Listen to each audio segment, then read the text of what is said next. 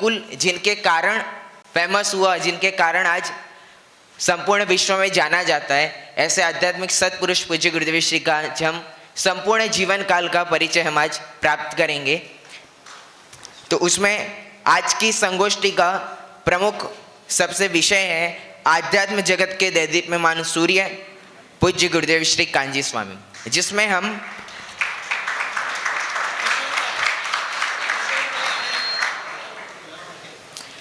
तो इस गोष्ठी को प्रारंभ करने के पूर्व मैं कुछ अतिथियों को आमंत्रित करना चाहूँगा। आदरणीय किशोर भाई से मैं निवेदन करूँगा कि वो कृपया मंचासीन होवे। किशोर भाई अमेरिका। आदरणीय शिखर जैन जी भाई साहब से मैं निवेदन करूँगा कि वो भी कृपया मंचासीन हो।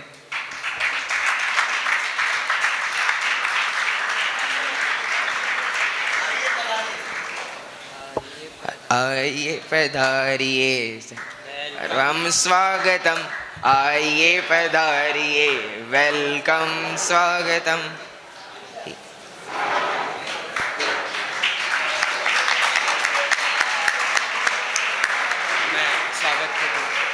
स्वागत है तुम्हें शास्त्री तृतीय वर्ष से भाई तेजस और भाई ईशान से निवेदन करूंगा कि हमारे अतिथियों का स्वागत करें।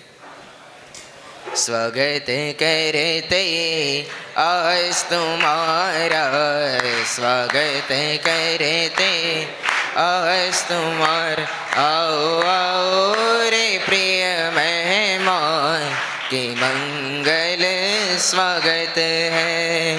आओ आओ रे प्रिय मेहमान मंगल स्वागत है।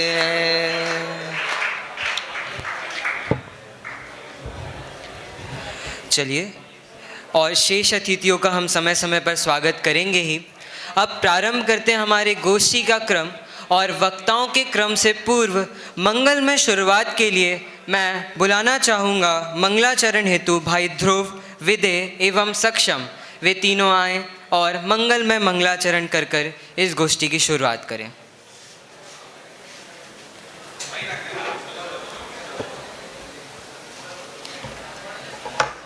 सावधान, सभी मंगलाचरण हेतु हाथ जोड़ लेवे।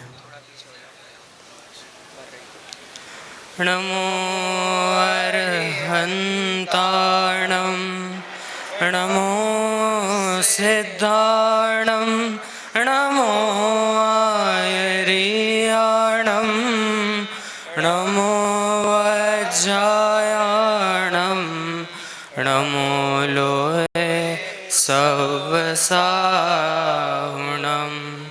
ओंकारं बिन्दुसंयुक्तं नित्यं ध्यायन्ति योगिना, कामदं मोक्षदं चैव ओंकाराय नमो नमः।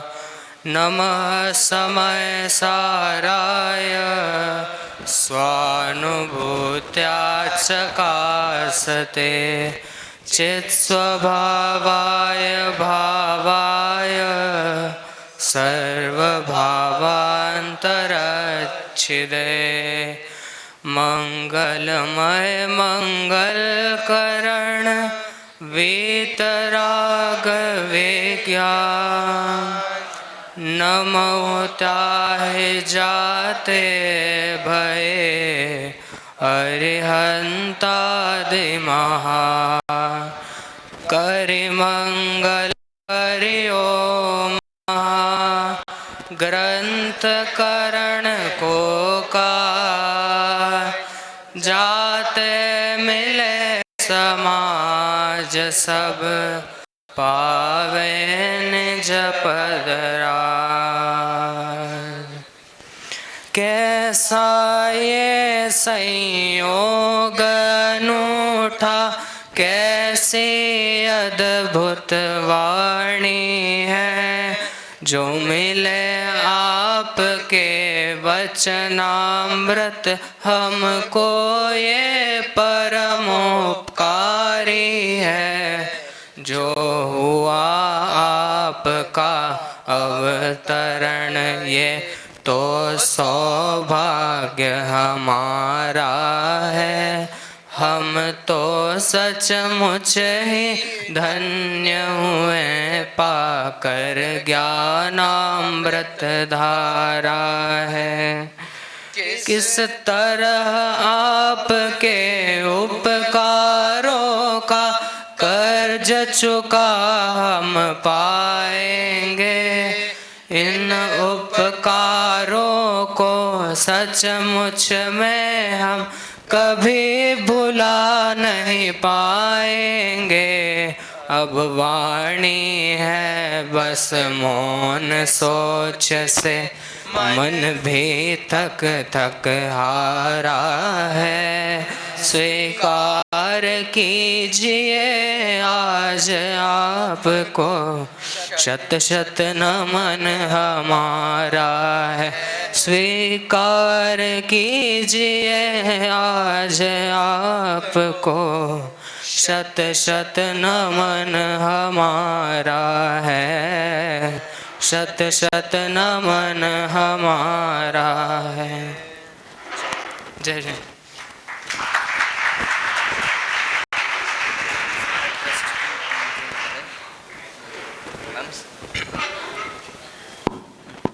हम सभी के बीच में पंडित डूडोमा स्मारक ट्रस्ट के महामंत्री आदरणीय परम प्रकाश जी भाई साहब भी हम सभी के बीच में विराजमान हो चुके हैं। हम सभी कर्तव्य ध्वनि से उनका स्वागत करते हैं।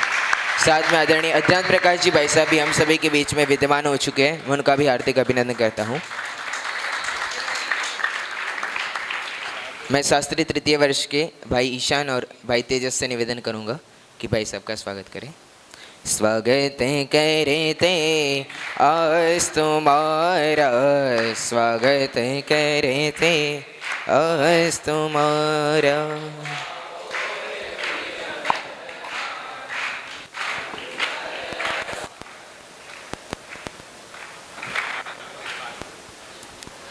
अब मैं आध्यात्मिक सत्पुरुष पूज्य गुरुदेव श्री के प्रारंभिक जीवन काल का परिचय बताने के लिए उपाध्याय कनिष्ठ से भाई समर्थ जैन ललितपुर उत्तर प्रदेश से उनको बुलाना चाहूँगा, जिनका विषय है वैराग्य और विवेक की मूर्ति गुरुदेव श्री। भाई समर्थ।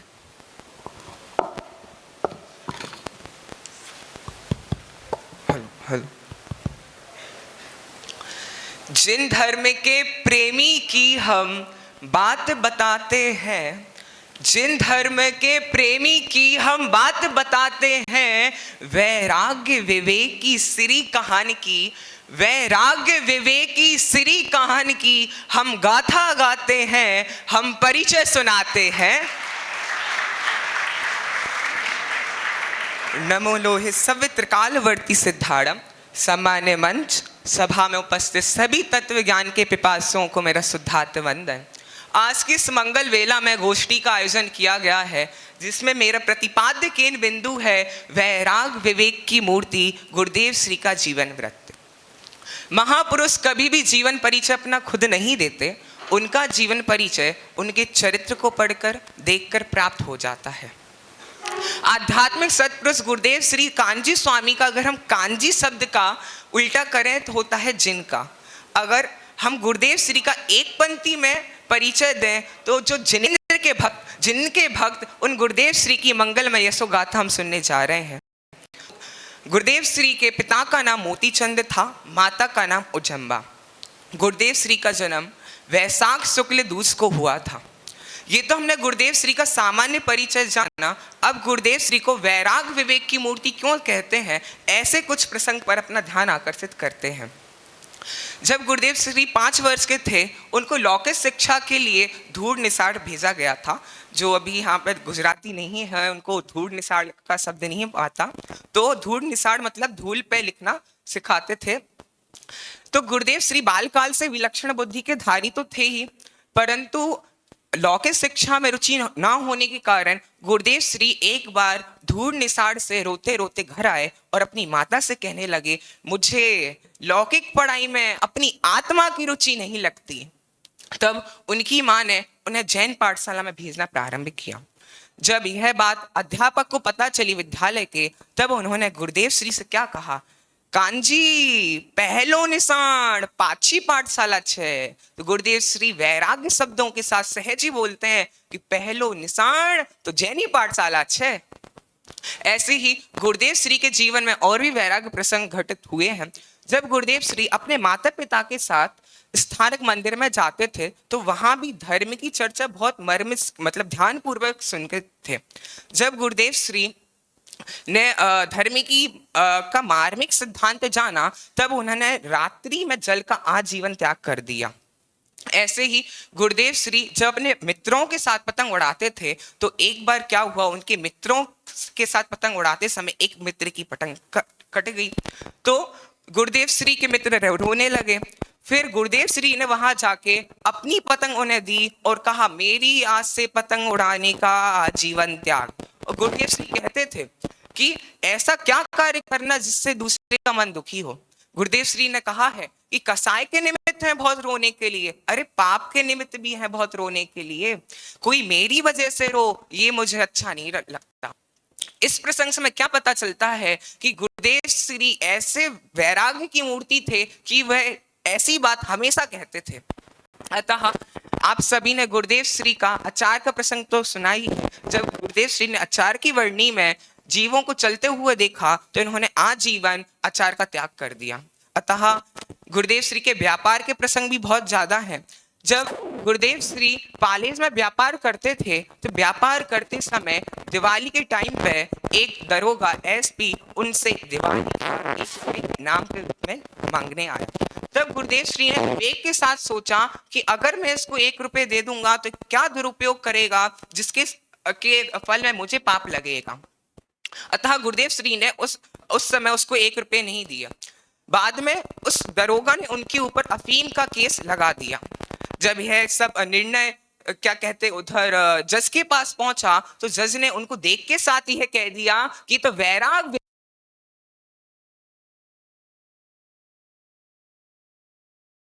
निकला, गुरुदेव श्री निरपराधी ठहरे गए। तब जज ने दरोगा को 700 रुपए गुरुदेव श्री को देने को बोला तो गुरुदेव श्री ने वहां भी विवेक के साथ बोला बेचारा गरीब है, बेचारे के पास 700 रुपए कहां से आएंगे। इस प्रसंग से में क्या पता चलता है कि गुरुदेव श्री वैराग विवेक की मूर्ति के साथ साथ वात्सल की मूर्ति भी थे। अतः गुरुदेव श्री बचपन में एक उन्होंने पंक्तियां लिखी थी भजन की कहो कि भावना कहो, परंतु कुछ कारण वैसे पंक्तियां हमारे पास उपलब्ध नहीं है। गुरुदेव श्री की पंक्तियां कुछ इस प्रकार थी। शिव रमणी रमण को तो ही देव नो देव। गुरुदेव श्री कहते थे कि इस पंक्ति की रचना मैंने इतनी छोटी सी उम्र में कैसे कर दी मुझे ही नहीं पता चला। हमें इस बात से यह पता चलता है कि गुरुदेव श्री खुद ही अनभिज्ञ थे कि अभी से नहीं अपितु उनकी वैराग्य की लहर तो बचपन से ही उनके हृदय में दौड़ रही थी। अतः हम सभी ने अभी गोष्ठी के माध्यम से गुरुदेव श्री के कुछ वैराग प्रसंगों को जाना। समय के अभाव से और गोष्ठी के माध्यम से हमने बचपन से लेके अंत समय तक के जितने भी वैराग भावना हो सकती थी उन सभी वैराग भावना को देखा। अतः मैं इधर सोनगढ़ के मंच पर खड़ा होकर एक बात कहना चाहता हूँ कि गुरुदेव श्री को मैंने देखा नहीं परंतु उनका चरित्र पढ़कर मुझे बहुत सीख मिली है। जब मोटा भाई खुशहाल भाई ने उनसे बोला कि तुम बड़े होकर क्या कार्य करोगे तो गुरुदेव श्री ने सहज ही उत्तर दिया कि मैं बड़े होकर आत्म कल्याण का कार्य करूंगा। अतः जब यह प्रसंग मैंने पढ़ा तो मैं जो अपनी भविष्य की चिंता में चिंतित रहता था कि मैं बड़े होकर क्या करूंगा, मेरी सारी चिंता भाग गई। जब हमारे आदर्श को अपने भविष्य की चिंता नहीं थी तो हमें अपने भविष्य की चिंता कैसे हो सकती है। वास्तव में सोनगढ़ का कण कण जब वैराग्यमय है तो गुरुदेव श्री की आत्मा कितनी वैराग्यमय होगी वह विचारणीय है। अतः मैंने शुरू में आपके समक्ष बात रखी थी सतपुरुष गुरुदेव श्री कांजी स्वामी का अगर हम कांजी का उल्टा करें तो क्या होता है जिनका। अगर कोई राह चलता व्यक्ति हमसे पूछ ले कि वे कौन थे सतपुरुष गुरुदेव श्री कांजी स्वामी तो हम कह सकते हैं वे जिनेंद्र के भक्त थे, जिनेंद्र के भक्त थे, जिनेंद्र के भक्त थे। अतः हम भी जिनेंद्र के भक्त हैं, हम भी कांजी सम है। ये तो हम काम नाम से कांजी तो हो गए, अब काम से कांजी कैसे बने? तो गुरुदेव जिस मार्ग पर चले हैं हम भी उसी मार्ग पर चले, अतः स्वानुमुखी सहज रहत कर वीतरागता प्रकट करें, चिदानंद सुपद पद को हम शीघ्र ही प्राप्त करें। इसी मंगल भावना के साथ मैं अपनी वाणी को विराम देता हूँ। जय जय।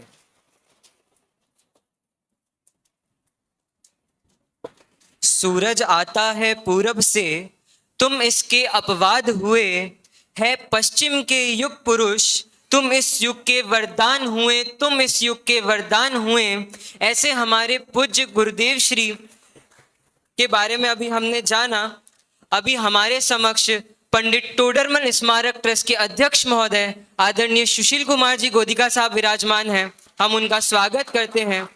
हम सभी के बीच में श्री टोडरमल दिगंबर जैन सिद्धांत महाविद्यालय के यशस्वी प्राचार्य आदरणीय शांति जी भाई साहब भी हम सभी के बीच में विराजमान हो चुके हैं। उनका भी कर्तव्य से हार्दिक स्वागत करते हैं। हम सभी के बीच में आदरणीय जीतू भाई मोदी भी विराजमान हो चुके हैं, मैं उनका भी स्वागत करना चाहूँगा। हम सभी के बीच में IPS अनिल जी सेठी भी विराजमान हो चुके हैं, उनका भी स्वागत करता हूँ। हम सभी के बीच में आदरणीय अखिल जी भाई साहब भी विराजमान हो चुके हैं, मैं उनका भी हार्दिक स्वागत करता हूँ। अभी हमने गुरुदेव श्री के जीवन बचपन में घटी हुई घटना से उनको कैसे वैराग्य आता था छोटी छोटी बातों के माध्यम से, वो हमने अभी जाना। अब मैं आगे के विषय की प्रस्तुति के लिए उपाध्याय वरिष्ठ से भाई सम्यक जैन मुंबई महाराष्ट्र से बुलाना चाहूंगा, जिनका विषय है आत्म शांति से प्रस्फुटित अध्यात्म क्रांति। भाई सम्यक जैन आए और अपना विषय प्रस्तुत करें। और सभी वक्ताओं से निवेदन है वे अपना विषय 4 मिनट में ही प्रस्तुत करें और अंतिम के 1 मिनट में अपने विषय को समेटें।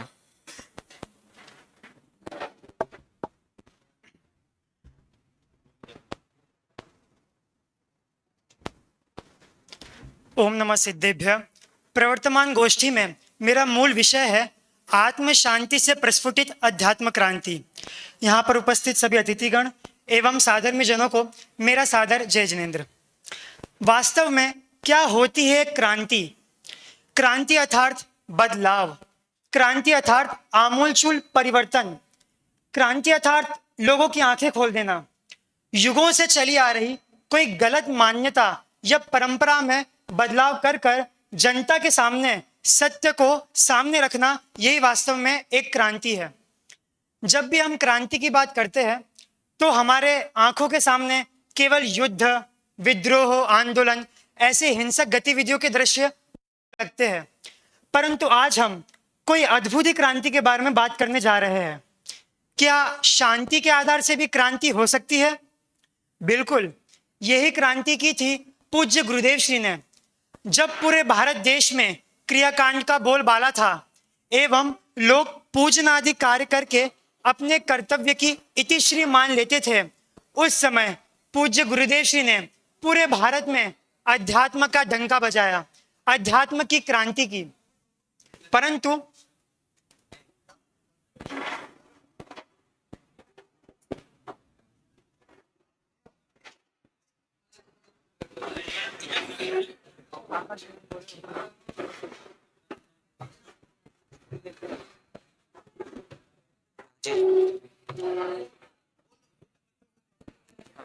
हम सभी के बीच में आदरणीय राजेश भाई जवेरी, आदरणीय अक्षय भाई दोषी मुंबई, आदरणीय हितेंद्र भाई सेठ मुंबई, वो हम सभी के बीच में विराजमान हो चुके हैं। मैं शास्त्री तृतीय वर्ष के छात्रों से निवेदन करना चाहूंगा कि हमारे अतिथियों का स्वागत करें। स्वागत करते आज तुम्हारा, स्वागत करते आज तुम्हारा, आओ आओ रे प्रिय मेहमान, मंगल स्वागत है। ओ आओ आओ रे प्रिय मेहमान, मंगल स्वागत है। हम सभी के बीच में समस्त अतिथिगण विराजमान हो चुके हैं। मैं अब पुनः विषय को प्रस्तुत करने के लिए भाई सम्यक जैन मुंबई महाराष्ट्र से, जिनका विषय है आत्म शांति से प्रस्फुटित अध्यात्म क्रांति, भाई सम्यक जैन।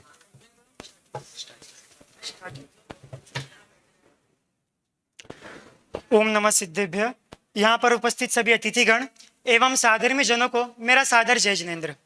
आज मेरी गोष्ठी का विषय है आत्म शांति से प्रस्फुटित अध्यात्म क्रांति। क्या होती है वास्तव में क्रांति? क्रांति अर्थात आमूलचूल परिवर्तन, क्रांति अर्थात बदलाव, क्रांति अर्थात लोगों की आंखें खोल देना। युगों से चली आ रही कोई गलत मान्यता या परंपरा को बदलकर सही मान्यता और परंपरा जनता के सामने रखना, ये ही वास्तव में क्रांति है। जब भी क्रांति की चर्चा चलती है तो हमें केवल युद्ध, विद्रोह, आंदोलन आदि हिंसक दृश्य दिखते हैं, परंतु आज हम कोई अनोखी क्रांति के बारे में चर्चा करने वाले हैं। क्या शांति के आधार पर भी क्रांति हो सकती है? बिल्कुल, ऐसी ही क्रांति की थी पूज्य गुरुदेव श्री ने।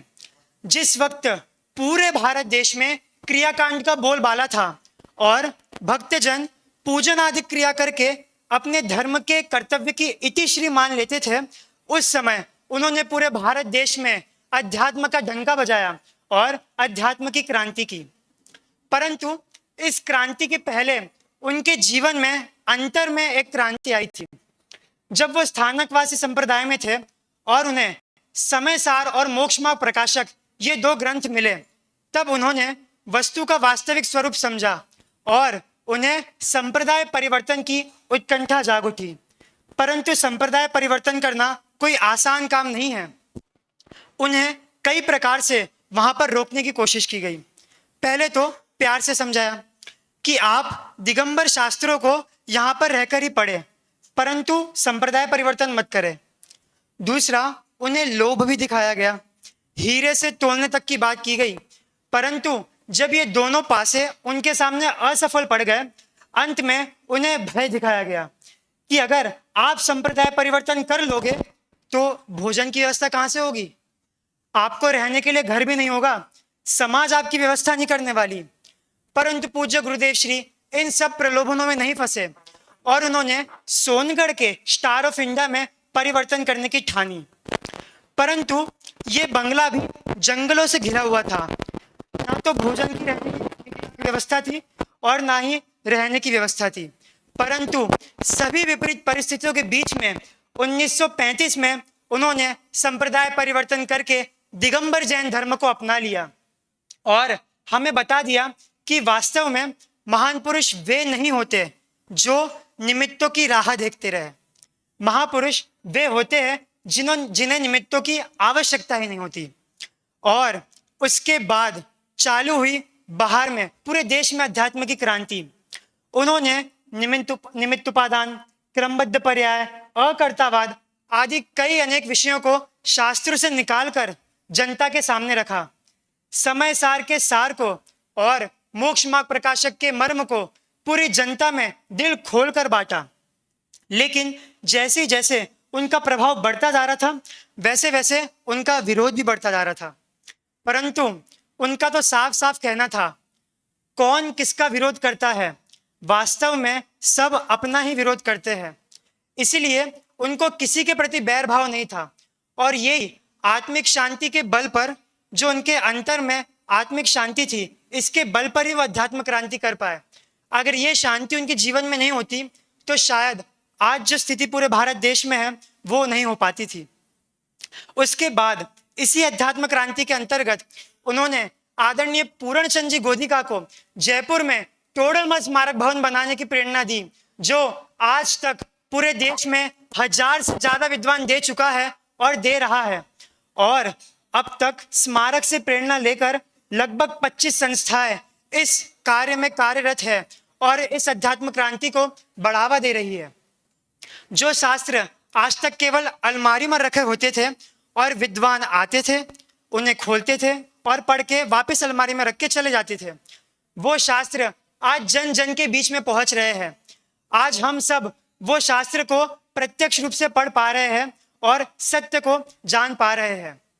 उनके ही प्रभावना योग में इस पूरे भारत देश में अनेक शिविर लगे, अनेक पंचकल्याणक प्रतिष्ठाएं महोत्सव हुई, पाठशालाएं चली और तत्व चर्चा, गोष्ठी आदि का कार्यक्रम हुआ। और इसमें सबसे मुख्य बात थी कि इसका मूल प्रतिपाद्य बिंदु, मूल विषय था अध्यात्म, जो आज तक बिल्कुल भी चर्चित नहीं था। आज हम उस भूमि पर खड़े हैं जिस भूमि पर इस अध्यात्म क्रांति का सृजन हुआ। अगर आज ये सोनगढ़ भूमि नहीं होती और आज अगर पूज्य गुरुदेव श्री नहीं होते तो हम इस अध्यात्म के रहस्य को समझ ही नहीं पाते। पिछले 2 दिन से जब से मैं यहाँ पर हूँ तब से इस भूमि की समझो ये चमत्कार है कि पूज्य गुरुदेव श्री के प्रति अंतर में से ही ये भावना प्रस्फुटित होती है। शायद बाहर जाके भी हम जितनी भी महिमा सुन ले लेकिन वो भावना वहाँ पर नहीं आ पाती जितनी भावना हमें इस भूमि पर रहकर उनकी वाणी को सुनकर उनके तत्व को समझने से आती है। अंत में युगल जी की कुछ पंक्तियों को प्रस्तुत करके मैं अपनी वाणी को विराम दूंगा। जिसको राह मिली उसको अब चाह रही क्या शेष बताओ, जिसको थाह मिली उसको पर वाह रही क्या शेष बताओ। उसने युग की धारा पलटी, उसने युग की धारा पलटी, वो अध्यात्म क्रांति का सृष्टा, एक दिव्य संदेश जगत को, चेतन केवल ज्ञाता दृष्टा, रे अणु अणु की आजादी का, रे अणु अणु की आजादी का, शंखनाद वह फूक चला रे, पाखंडों के महल ढहाता, लोरों को तूफान चला रे, लोरों को तूफान चला रे। हम भी इस अध्यात्म क्रांति में उस अध्यात्म को समझकर अपनी आत्मा को पहचाने। इसी मंगल भावना के साथ मैं अपनी वाणी को विराम देता हूँ।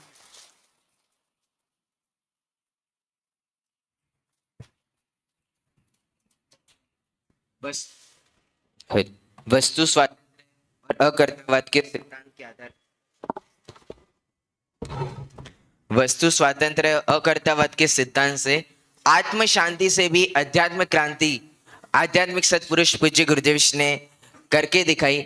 इस प्रकार का वक्तव्य भाई सम्यक ने दिया। अब आगे के वक्तव्य के लिए और अब जब गुरुदेव श्री की सभा लगा करती थी तो उनके सभा में बहुत सारे विद्वान रहते थे और उन्हीं सभा से बहुत सारे विद्वानों का जन्म भी हुआ।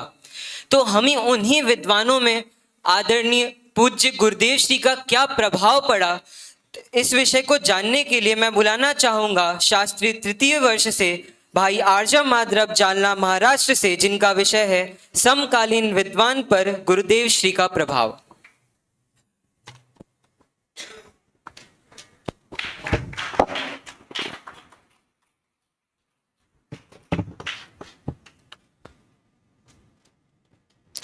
नमो जिनाणम। सम्माननीय मंच एवं उपस्थित सभी साधर्मियों को सादर जय जिनेन्द्र। अध्यात्म जगत के दैदीप्यमान सूर्य पूज्य गुरुदेव श्री और उनके चरित्र को प्रकाशित करने वाली गोष्ठी, जिसमें मेरा विषय है समकालीन विद्वानों पर पूज्य गुरुदेव श्री का सदप्रभाव। इस विषय के माध्यम से हम ये तो समझेंगे ही कि आखिर वे कौन कौन विद्वान थे जिन पर गुरुदेव श्री का प्रभाव हुआ, साथ में ये भी समझेंगे कि वे क्या कारण थे जिनके कारण सारे के सारे विद्वान, सारे के सारे मूर्धन्य विद्वान उनके प्रति आकर्षित हुए, उनको सुनने के लिए लालायित हुए। उन कारणों की मीमांसा होना भी अत्यंत आवश्यक है, क्योंकि यदि हम उन कारणों की मीमांसा नहीं करेंगे तो हम गुरुदेव की वास्तविक महिमा करने में असफल रहेंगे, सक्षम नहीं रहेंगे। 2 कारण मैं सबसे बड़े समझता हूं, दोनों ही महत्वपूर्ण हैं। पहला कारण गुरुदेव श्री का व्यक्तित्व। गुरुदेव श्री का व्यक्तित्व ऐसा नहीं था कि मैं सबको प्रभावित करूं। वो ये नहीं सोचते थे कि दुनिया मेरी ख्याति हो, पूजा हो। ऐसे व्यक्तित्व के धनी गुरुदेव नहीं थे, अपितु उन्होंने ऐसी राह पकड़ी जिस राह पर स्वयं वे दुनिया को प्रभावित करते गए, विद्वान लोग उनसे प्रभावित होते गए। उस राह को, स्वकल्याण के मार्ग को उन्होंने चुना। यदि दुनिया को और विद्वानों को पढ़ाने के लिए, समझाने के लिए, प्रभावित करने के लिए वो यहाँ आते तो शायद वो परिवर्तन करते ही नहीं, और करते तो चिकनी चुपड़ी बातें करके उन लोगों को लुभाते रहते। परंतु गुरुदेव ने उस सत्य को प्रतिपादित किया, उसके सामने ये नहीं सोचा कि कौन नाराज होगा और कौन प्रभावित होगा। इसलिए जो उन्होंने सत्य की प्ररूपना की और सत्य के जिज्ञासु विद्वान उनके प्रति आकर्षित हुए। ऐसे व्यक्तित्व के धनी गुरुदेव थे। दूसरा महत्वपूर्ण कारण मैं समझता हूं वह यह है कि जिण वयण में व भासदी, कार्तिकेय स्वामी की यह सूक्ति गुरुदेव श्री ने हृदयंगम कर ली है। उस सूक्ति पर पूरा जीवन परिवर्तन के बाद उन्होंने पूरा जीवन उस सूक्ति को चरितार्थ किया। क्या है वो सूक्ति? कि जिन वचन ही कहेंगे, जिन वचन के आगे, जिन वचन के पीछे हटकर कुछ भी नहीं कहेंगे, और केवल इस कारण विद्वान उनके प्रति आकर्षित हुए। आखिर कौन कौन विद्वान थे वे? नाम गिने तो नाम कम है, पूरी लिस्ट है। चाहे वो पूरे मुमुक्षु हो गए हों, यानी उनके साथ इस मार्ग में जुड़ गए हो, ऐसे विद्वान हो, अथवा उनके विरोधी भी हो, वे भी उनसे एक बार उनकी चर्चा सुनकर उनके प्रवचन सुन ले तो वे उनसे प्रभावित होते थे। कितने ही नाम ले, रामजी भाई दोषी, खेमचंद भाई, अपन आदरणीय छोटे दादा और बड़े दादा के बारे में सुनते हैं, पंडित रतनचंद जी भारेल और डॉक्टर साहब, उनके प्रवचन में ही वे अपन सुनते हैं कि उनको आत्म धर्म के 2 अंक मिले जिसमें क्रमबद्ध पर्याय संबंधी चर्चा थी। उनको पढ़कर मानो उनके प्रश्न जो अनुत्तरित थे उनका उनको समाधान मिल गया, और ऐसे साहित्य को पढ़कर वे उनके प्रति प्रभावित हुए। ऐसे कई सारे विद्वान उनके प्रति प्रभावित हुए। बाबू युगल जी, उत्तम चंद जी सिंह ने, कितने ही नाम ले, नामों को लेते जाएंगे तो वो लिस्ट गिनाने में ही बहुत टाइम लगेगा। ऐसे भी कुछ विद्वान थे जिन्होंने, जो पूर्व में अन्य परंपरा से ताल्लुक रखते थे, परंतु जब गुरुदेव को उन्होंने सुना तो गुरुदेव को अपनाया। क्यों अपनाया? क्योंकि उन्होंने सत्य बात, वो हमेशा सत्य बात ही प्ररूपित किया करते थे। जैन संदेश नाम की एक पत्रिका उस समय बहुत प्रसिद्ध थी, बहुत सारी पत्र पत्रिकाएं निकलती थी। जैन संदेश के संपादक थे पंडित कैलाश चंद जी। वे जैन संदेश के उस समय उन्होंने प्रकाशकीय में लिखा कि आज से 50 वर्ष पूर्व, माने आज से लगभग 100 वर्ष पूर्व, समय सार का उन्होंने केवल नाम मात्र सुना था। और वो कौन थे? जैन दर्शन के मूर्धन्य विद्वान, कई ग्रंथों की प्रस्तावना, अनुवाद जिन्होंने किया, संपादन किया, ऐसे विद्वान, और उन्होंने समय सार का केवल नाम मात्र सुना था। आगे वे लिखते हैं कि गुरुदेव के प्रभाव से ही हमने समय सार को पढ़ा। उनके पूर्व जो समय सार पढ़ते थे हम उनको समय सारी कहकर चिढ़ाया करते थे, माने गुरुदेव से पूर्व समय सार को पढ़ना अपराध था, ऐसा वे स्वयं पत्रिका के संपादकीय में लिखते हैं। और गुरुदेव के कारण उनसे प्रभावित होकर ही समय सार आदि शास्त्रों को उन्होंने पढ़ा। आचार्य शांति सागर महाराज, उस समय जो परंपरा चली उसके उद्घाटक वे थे। उन्होंने जो उनका चरित्र पंडित सुमेल चंद जी दिवाकर उन्होंने लिखा, उनके समक्ष ये प्रश्न किया गया कि गुरुदेव, मतलब यहाँ पर सोनगढ़ में ऐसी ऐसी बात चलती है, इनको आप दिगंबर परंपरा से बाहर कर दीजिए।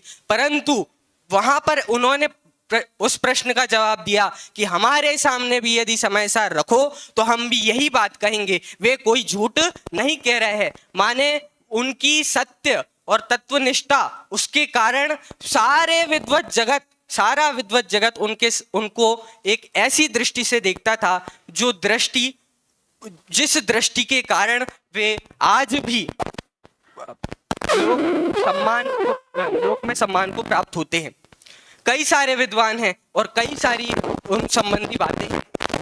एक प्रश्न का उत्तर जब गुरुदेव ने दिया इंटरव्यू में, जिस इंटरव्यू को आदरणीय दादा डॉक्टर हुकुमचंद जी भारेल ने लिया था, पहला ही प्रश्न उस इंटरव्यू का था कि आपके पास कोई जादू है? लोग ऐसा कहते हैं कि आपके पास कोई जादू है, जादू की छड़ी है, आप फेरते हो और लोग आप पे मुग्ध हो जाते हैं, लट्टू हो जाते हैं। तो गुरुदेव का उत्तर बड़ा मार्मिक था। गुरुदेव ने कहा, हमारे पास कोई जादू नहीं है, हमारे पास तो चैतन्य का जादू है, चैतन्य का चमत्कार है, और उसके कारण ही सारी दुनिया, सारा विश्व उनके प्रति तत्व सुनने के लिए आते थे। और यही वो कारण था जिसने युग की धारा पलटी। कैसे पलटी? तो वो तत्व के कारण पलटी। उस तत्व ज्ञान की नींव पर उनकी पूरी धारा टिकी थी। इसलिए उस तत्व को ऐसे व्यक्तित्व के समझकर हम भी अपने जीवन में अंगीकार करें, इसी भावना के साथ मैं अपने विषय को विराम देता हूँ। जय गुरु।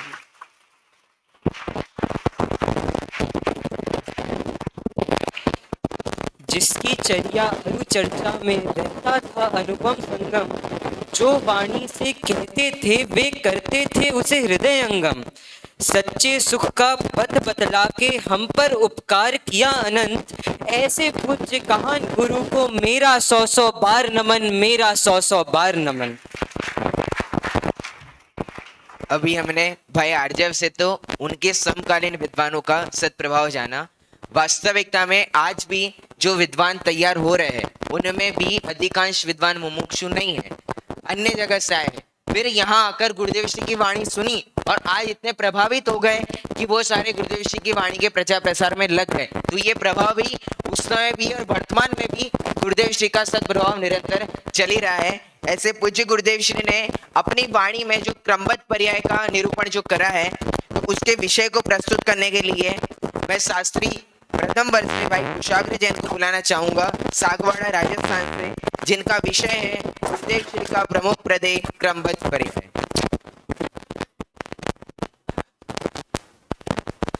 ओम नमः सिद्धेभ्य। आदरणीय मंच एवं सभा में उपस्थित सभी श्रोतागणों को मेरा सादर जय जिनेन्द्र। आज की इस प्रवर्तमान गोष्ठी में मेरा विषय है गुरुदेव श्री का प्रमुख प्रदेय क्रमबद्ध पर्याय। क्रमबद्ध पर्याय ये एक ऐसा विषय है जो आज के समय में एक विद्वान से लेकर सामान्य व्यक्ति को भी नाम मात्र के रूप में तो पता ही है, और इसका पूरा श्रेय जाता है अध्यात्म जगत की श्रेष्ठा पूज्य गुरुदेव श्री। उन्होंने उस समय इस क्रमबद्ध पर्याय की ऐसी पताका फहराई, ऐसी चर्चा चलाई कि जगह जगह की चर्चा चलने लगी। चर्चा के साथ साथ एक बात और ध्यान देने की थी कि लोगों ने इस पर वाद विवाद भी बहुत करा, समाज में इस पर बहुत वाद विवाद भी हुए। पर एक बात तो ये थी कि गुरुदेव ने कभी ये विषय वाद विवाद के लिए बनाया ही नहीं। क्रमबद्ध पर्याय उन्होंने खुद का कोई नया सिद्धांत बनाया ऐसा भी नहीं था। ये तो ऐसा सिद्धांत है जो हजारों सालों से ग्रंथों में था, समय सार आदि ग्रंथों में था। गुरुदेव श्री ने तो उसी सिद्धांत का मर्म हमारे सामने खोलकर रख दिया। गुरुदेव श्री तो वाद विवाद का कभी उपदेश देते ही नहीं थे। वाद विवाद के संबंध में तो उनका ऐसा कहना था कि वाद विवाद के लिए तो हमारे पास समय है नहीं, वाद विवाद करना तो व्यर्थ है, अगर तुमको चर्चा करनी हो, कोई प्रश्न हो तो पूछो। समाज से उस समय ऐसी भी बातें आने लगी थी कि ये क्रमबद्ध पर्याय का सिद्धांत जितना जोड़ता है उससे ज्यादा समाज को तोड़ रहा है, परंतु हमें तो ऐसा होता हुआ दिखाई नहीं दिया। इस सिद्धांत के कारण कितने ही विद्वान गुरुदेव जी से आके मिले। उनमें सबसे बड़ा उदाहरण हमारे दोनों दादा आदरणीय डॉक्टर हुकुमचंद जी भारेल और रतनचंद जी भारेल। उनका सबसे पहला यदि कभी गुरुदेव श्री से परिचय हुआ तो वो ही इसी सिद्धांत से ही हुआ। तो यही बात है, आखिर इस सिद्धांत में ऐसा था क्या, गुरुदेव श्री ने इस सिद्धांत से ऐसा क्या मर्म बताया कि उस टाइम इस सिद्धांत की इतनी पताका फहरी, इतनी चर्चा हुई, उसी को हम यहाँ पे देखेंगे। सबसे पहले बिंदु की ओर बढ़ते हैं, क्रमबद्ध पर्याय क्या है। अब गुरुदेव श्री ने क्रमबद्ध पर्याय को दो मुख्य बातों से रखा।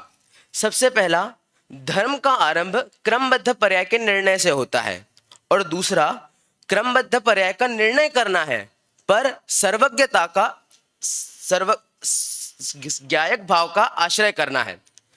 क्रमबद्ध पर्याय का निर्णय और ज्ञायक भाव का आश्रय, ऐसे दो मुख्य बिंदुओं से उन्होंने ये पूरी चर्चा चलाई। सबसे पहले क्रमबद्ध पर्याय का हम सामान्य अर्थ देख ले तो वो कुछ इस प्रकार है, निश्चित क्रम में होने वाली लगातार पर्याय, उस पर्याय की व्यवस्था को क्रमबद्ध पर्याय कहते हैं। अब हम पहले बिंदु की ओर बढ़े जो गुरुदेव श्री ने हमारे सामने रखा कि धर्म का आरंभ क्रमबद्ध पर्याय के निर्णय से होता है। उसका आशय इस प्रकार था कि धर्म का आधार सर्वज्ञता है और क्रमबद्ध पर्याय का आधार भी सर्वज्ञता है। तो यदि हमको क्रमबद्ध पर्याय या सर्वज्ञता का निर्णय हो गया तो सहज ही हमें धर्म का मर्म भी ख्याल में आ जाएगा और यहीं से धर्म भी प्रारंभ हो जाएगा। इसके बाद जो हमारा दूसरा बिंदु है, क्या, क्रमबद्ध पर्याय का निर्णय पर सहज ज्ञायक भाव का आश्रय। अब ये वाक्य गुरुदेव श्री ने क्यों बोला, तो इसके लिए हम पुराने उस प्रसंग पर चलते हैं जब गुरुदेव श्री से इंटरव्यू के समय जो आत्मधर्म में छपा था, दादा ने जो इंटरव्यू लिया था गुरुदेव श्री से, उसमें पहला ही प्रश्न पूछा कि आप जो क्रमबद्ध पर्याय की बात बताते हो वो तो पर्याय है और आपके ही प्रवचन सार में लिखा है पज्जय मूढ़ा ही पर समया, पर्याय पर दृष्टि डालने वाला पर समय है, मिथ्या दृष्टि है। तो क्रमबद्ध पर्याय भी पर्याय है, तो आप तो हमें पर्याय पर दृष्टि डालने का कह रहे हो। फिर वहां गुरुदेव श्री ने यह वाक्य कहा था कि क्रमबद्ध पर्याय का निर्णय करना है, पर आश्रय तो ज्ञायक भाव का ही करना है। परंतु इसमें भी कितना अच्छा मर्म छुपा है, क्या कि ज्ञायक भाव का निर्णय और क्रमबद्ध पर्याय का निर्णय ये दोनों अविनाभाव रूप से रहते हैं। कैसे? क्रमबद्ध पर्याय क्या है? हमने क्या देखा? क्रमबद्ध पर्याय को पर्यायों की व्यवस्था, पर्यायों की व्यवस्थित व्यवस्था। पर्याय किसमें होती है? द्रव्य में। तो जब हम समग्र द्रव्य पर दृष्टि डालेंगे, समग्र द्रव्य का आश्रय कर लेंगे, तो द्रव्य में ही गुण, पर्याय, उत्पाद, व्यय, द्रव्य, ये सब द्रव्य में ही तो रहता है। तो यदि हमें द्रव्य का आश्रय हो गया, द्रव्य का श्रद्धान हो गया, तो क्रमबद्ध पर्याय का भी सहज ही निर्णय हो जाएगा। यही इस वाक्य का मर्म था। क्रमबद्ध पर्याय और ज्ञायक भाव का आश्रय ये दोनों अविनाभाव रूप से रहते हैं। इसके बाद गुरुदेव श्री ने ये जितनी क्रमबद्ध पर्याय की चर्चा रखी, लोगों ने उनसे ऐसा प्रश्न उठाया कि क्रमबद्ध पर्याय तो आपका बनाया हुआ सिद्धांत है, इसके ग्रंथ प्रमाण ही कहीं नहीं मिलते हैं। फिर गुरुदेव श्री ने इसके ग्रंथ प्रमाण भी बताए। ये कोई खोखला विषय नहीं रखा उन्होंने बिना आधार का, उन्होंने इसके प्रमाण दिए। समय सार, प्रवचन सार, सबसे बड़ा प्रमाण कार्तिकेय अनुप्रेक्षा, उसमें उन्होंने टीका बताई। इसके बाद और सबसे बड़ा आधार क्रमबद्ध पर्याय का, सबसे बड़ा आधार सर्वज्ञता, सर्वद्रव्य पर्याय येषु केवलस्य, इसका भी आधार लेके उन्होंने क्रमबद्ध पर्याय को समझाया। पर क्या करे, जिनको क्रमबद्ध पर्याय समझ नहीं आनी होगी, जिनकी क्रमबद्ध पर्याय का समझ में आना नहीं होगा, उनके चित्त में कैसे प्रश्न उठे, वो भी दादा ने वहां उल्लेख करे। इंटरव्यू में लोगों ने गुरुदेव श्री से ऐसे प्रश्न उठाए कि समय सार तो आपका ग्रंथ है, कोई ऐसे प्रमाण लाओ जो आपके ग्रंथ के ना हो। फिर वहां गुरुदेव श्री का भी उत्तर बहुत मार्मिक था। लो, ये कैसी बात हुई, समय सार हमारा ग्रंथ कब से हो गया, वो तो कुंद आचार्य देव का ग्रंथ है। परंतु क्या करे, जिनका भाव अभी बाकी होगा उनको क्रमबद्ध पर्याय का सिद्धांत समझ ही नहीं आएगा। लोग यहां पर ही नहीं रुके, इसी के साथ हम हमारे दूसरे बिंदु पर भी बढ़ेंगे। लोग इतना ही नहीं रुके, उन्होंने आगे भी प्रश्न उठाया। कर्तृत्व के अभिमानी जीवों ने यह भी प्रश्न उठाया कि क्रमबद्ध पर्याय को मानने से पुरुषार्थ का लोप हो जाएगा। क्रमबद्ध पर्याय को माना मतलब पुरुषार्थ खत्म। अब पुरुषार्थ की ही बात क्यों उठाई लोगों ने? इस प्रश्न का उत्तर भी हमें टोडरमल जी के 9वें अध्याय से मिलता है। उन्होंने ऐसा कहा कि बाकी 4 समवाय, कार्य 5 समवाय पूर्वक होता है, तो बाकी जो 4 समवाय है कौन कौन से? स्वभाव, काल अवधि, होनहार, निमित्त, ये तो दिखते नहीं है। जीव जो खुद कर सकता है, इन चारों को तो वो खुद नहीं कर सकता। जीव जो खुद कर सकता है, ऐसा क्या है? पुरुषार्थ। तो इस संबंध में ही वो क्या उठाता है? प्रश्न उठाता है। तो लोगों ने भी इसी संबंध में प्रश्न उठाया। अच्छा, आप क्रमबद्ध पर्याय कहते हो सब अपने आप हो जाएगा, तो ये कारखाने कैसे चलेंगे, तो इतने बड़े बड़े पंचकल्याणक, इतना पांडाल, ये सब कैसे होगा? इतने सारे प्रश्नों का एक ही उत्तर दिया गुरुदेव श्री ने, क्या? क्रमबद्ध पर्याय के निर्णय में ही अनंत पुरुषार्थ है। अब इस वाक्य को, अब ये जो उन्होंने वाक्य कहा था, क्रमबद्ध पर्याय के निर्णय में ही अनंत पुरुषार्थ है, इस वाक्य को समझने के पहले हम पुरुषार्थ क्या होता है एक बार पुरुषार्थ पर दृष्टि डालते हैं। तो पुरुषार्थ सिद्धि उपाय में टोडरमल जी ने पुरुषार्थ को समझाया। पुरुषार्थ अर्थात पुरु, उत्तम चेतना गुण, सेते, उसमें प्रवर्तन करना। पुरुष अर्थात उत्तम चेतना गुण में प्रवर्तन करना। अर्थ अर्थात प्रयोजन। पुरुषार्थ अर्थात उत्तम चेतना गुण में प्रवर्तन करना ही प्रयोजन है जिसका, ऐसा जीव मतलब पुरुषार्थ। सीधा सा कहे तो पुरुषार्थ का अर्थ है ज्ञायक स्वभाव का आश्रय। अब गुरुदेव श्री ने पहले ही कह दिया था, ज्ञायक स्वभाव का आश्रय और क्रमबद्ध पर्याय का निर्णय अविनाभाव रूप से रहते हैं। तो पुरुषार्थ का अर्थ भी क्या हुआ, इस पूरे वाक्य का अर्थ भी क्या हुआ? क्रमबद्ध पर्याय के निर्णय में ज्ञायक भाव का आश्रय है। पुरुषार्थ का इतना ही अर्थ रहा। इसके बाद भी लोगों को समझ नहीं आया, तो भी उन्होंने कहा तो क्रमबद्ध पर्याय में कुछ करना कहाँ रहा? तो गुरुदेव श्री ने भी वही समझाया, अरे क्रमबद्ध पर्याय में करना है ही कहाँ? ये सिद्धांत तो अकर्तावाद को बताता है। ये सिद्धांत तो अकर्तावाद को बताता है जो जैन दर्शन का मूल है। और इस आखिरी पंक्ति से मैं अपनी गोष्ठी को विराम दूंगा। गुरुदेव श्री ने पुरुषार्थ का एक बहुत सुंदर अर्थ बोला। क्रमबद्ध पर्याय के सिद्धांत को समझकर मति का व्यवस्थित हो जाना ही पुरुषार्थ है, और इस व्यवस्थित मति से अकर्तापना आ जाना ही मोक्ष मार्ग है। ऐसे स्वाश्रय के मर्म को समझाते हुए गुरुदेव जी ने इस क्रमबद्ध पर्याय को हमारे सामने रखा। इसी के साथ मैं अपनी गोष्ठी विराम देता हूँ। सभी वक्ताओं से निवेदन है समय सीमा का ध्यान रखें। क्रमबद्ध पर्याय जो सिद्धांत पूज्य गुरुदेव श्री ने बताया, उसी को ही आदरणीय छोटे दादा ने अपनी किताब में प्रस्तुत किया, जो पूज्य गुरुदेव श्री द्वारा ही प्रमाणित है। और उसी के अंत में उन्होंने गुरुदेव श्री से हुई सारी चर्चाओं को वहाँ पर लिखा है। उसका स्वाध्याय आप अवश्य करें, उसमें सारी चर्चा समाहित है। और अब मैं आगे के क्रम में शास्त्री द्वितीय वर्ष से भाई स्वयं जैन खनियादाना मध्य प्रदेश से, जिनका विषय है कुंद हृदय कमल निवासी गुरुदेव श्री। भाई स्वयं जैन। हेलो, ओम नमः सिद्धेभ्याम। सम्मानीय मंच एवं सभा में उपस्थित सभी साधर्मी जनों को मेरा शुद्धात्म वंदन। आज की इस प्रवर्तमान गोष्ठी, जिसका मुख्य विषय है अध्यात्म जगत के दैदीप्यमान सूर्य गुरुदेव श्री, जिसमें मेरा प्रतिपाद्य केंद्र बिंदु है कुंद हृदय कमल निवासी गुरुदेव श्री। प्रारंभ करते हैं। साक्षात मोक्ष के कारणभूत अध्यात्म शास्त्रों के प्रतिष्ठापक आचार्य कुंद कुंद से कौन परिचित ना होगा, उनके शास्त्रों से कौन परिचित ना होगा, उनके अध्यात्म से कौन परिचित ना होगा। परंतु ऐसा कौन है जो अपने हृदय पर हाथ रखकर कह सकता है कि इसमें गुरुदेव श्री का योगदान ना रहा होगा। हम बात करें आज से 100 वर्ष पूर्व की, तो आज से 100 वर्ष पूर्व आचार्य कुंद कुंद देव का नाम मात्र शास्त्र सभा में शास्त्र स्वाध्याय के पूर्व मंगलाचरण में ही लिया जाता था। मानो उनके अध्यात्म का तो लोप ही हो गया था। उस समय के लोगों की प्रवृत्ति यदि देखी जाए तो 2 पंक्तियों के माध्यम से देखते हैं कि शुभाचार धर्म बनकर बैठा चुपचाप था, शास्त्र ज्ञान में ही माना मुक्ति का माप था। कि उस समय के लोगों की प्रवृत्ति ऐसी हो गई थी कि मात्र शुभ कार्यों में ही धर्म मान रहे थे और शास्त्र के वाचन को ही धर्म का मर्म मान रहे थे, और वास्तविक तत्व ज्ञान का तो मानो लोप ही हो गया था। यदि ऐसी परिस्थिति में, फिर एक बार 2 पंक्तियों के माध्यम से बोलते हैं, ऐसी परिस्थिति में यदि पूज्य गुरुदेव न होते तो आज क्या होता, सददर्शन का सूर्य अस्त हो गया होता। वास्तव में यदि ऐसी परिस्थिति में पूज्य गुरुदेव श्री का जन्म नहीं हुआ होता तो आज यह जैन समाज आचार्य कुंद कुंद देव से, उनके अध्यात्म से, उनके मर्म से अपरिचित ही रह जाता।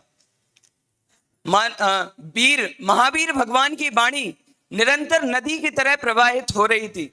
मानो आचार्य कुंद कुंद देव ने उसमें से अमृत का कटोरा भरकर हमारे सामने रख दिया, परंतु हम कैसे अज्ञानी कि हमारी आंखों के सामने वह अमृत का कटोरा रखा था, परंतु हम उससे अपनी प्यास नहीं बुझा रहे थे।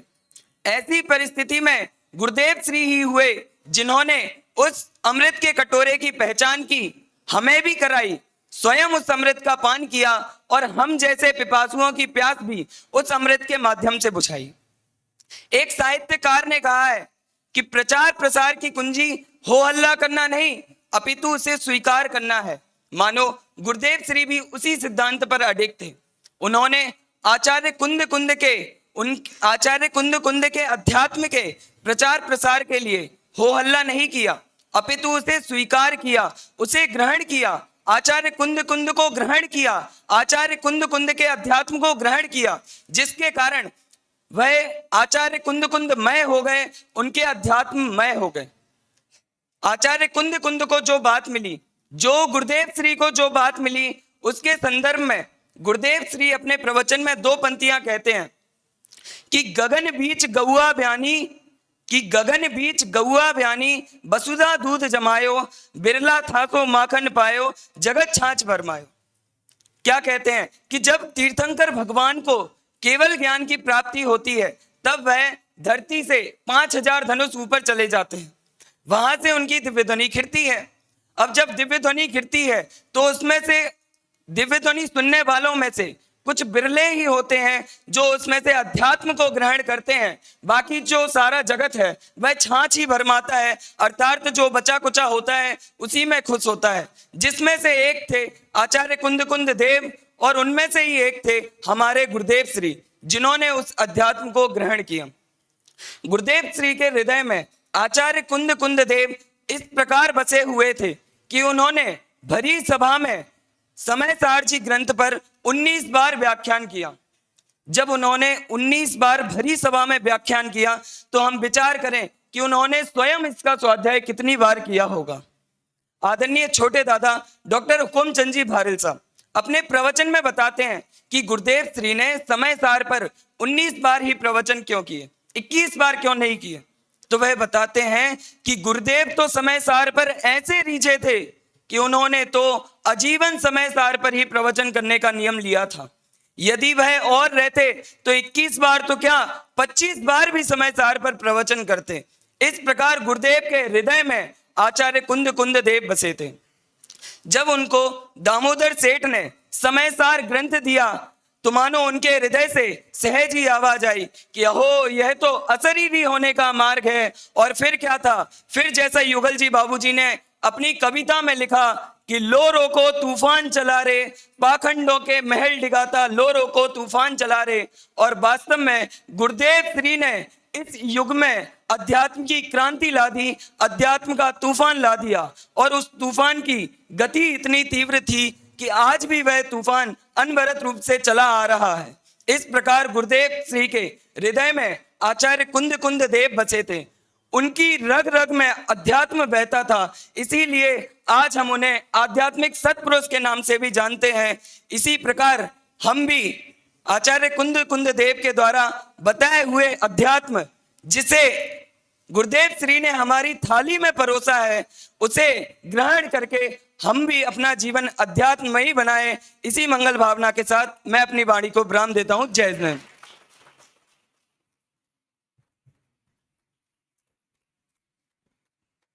कुंद कुंद सा पारस पा कुंदन बना जो सत्य खोजी, नहीं रखा अरे नहीं रखा पूर्वाग्रह का व्यामोह कभी, दूर किए सारे बंधन पाया पथ प्रभु वीर महान, और नहीं दूजा वह कोई और नहीं दूजा वह कोई, वह तो गुरुवर पूज्य कहान, वह तो गुरुवर पूज्य कहान।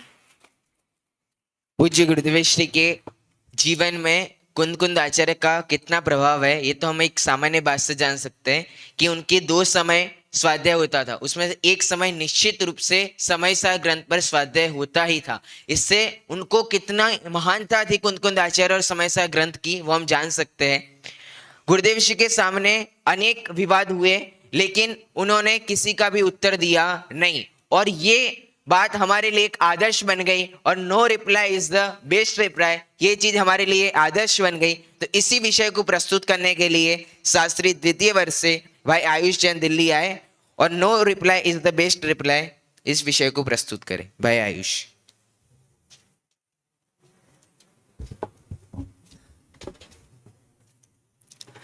अहोपकार जिनवरनो कुंदनो ध्वनि दिव्यनो, जिन कुंद ध्वनि आप्या अहो ते गुरु कहाननो।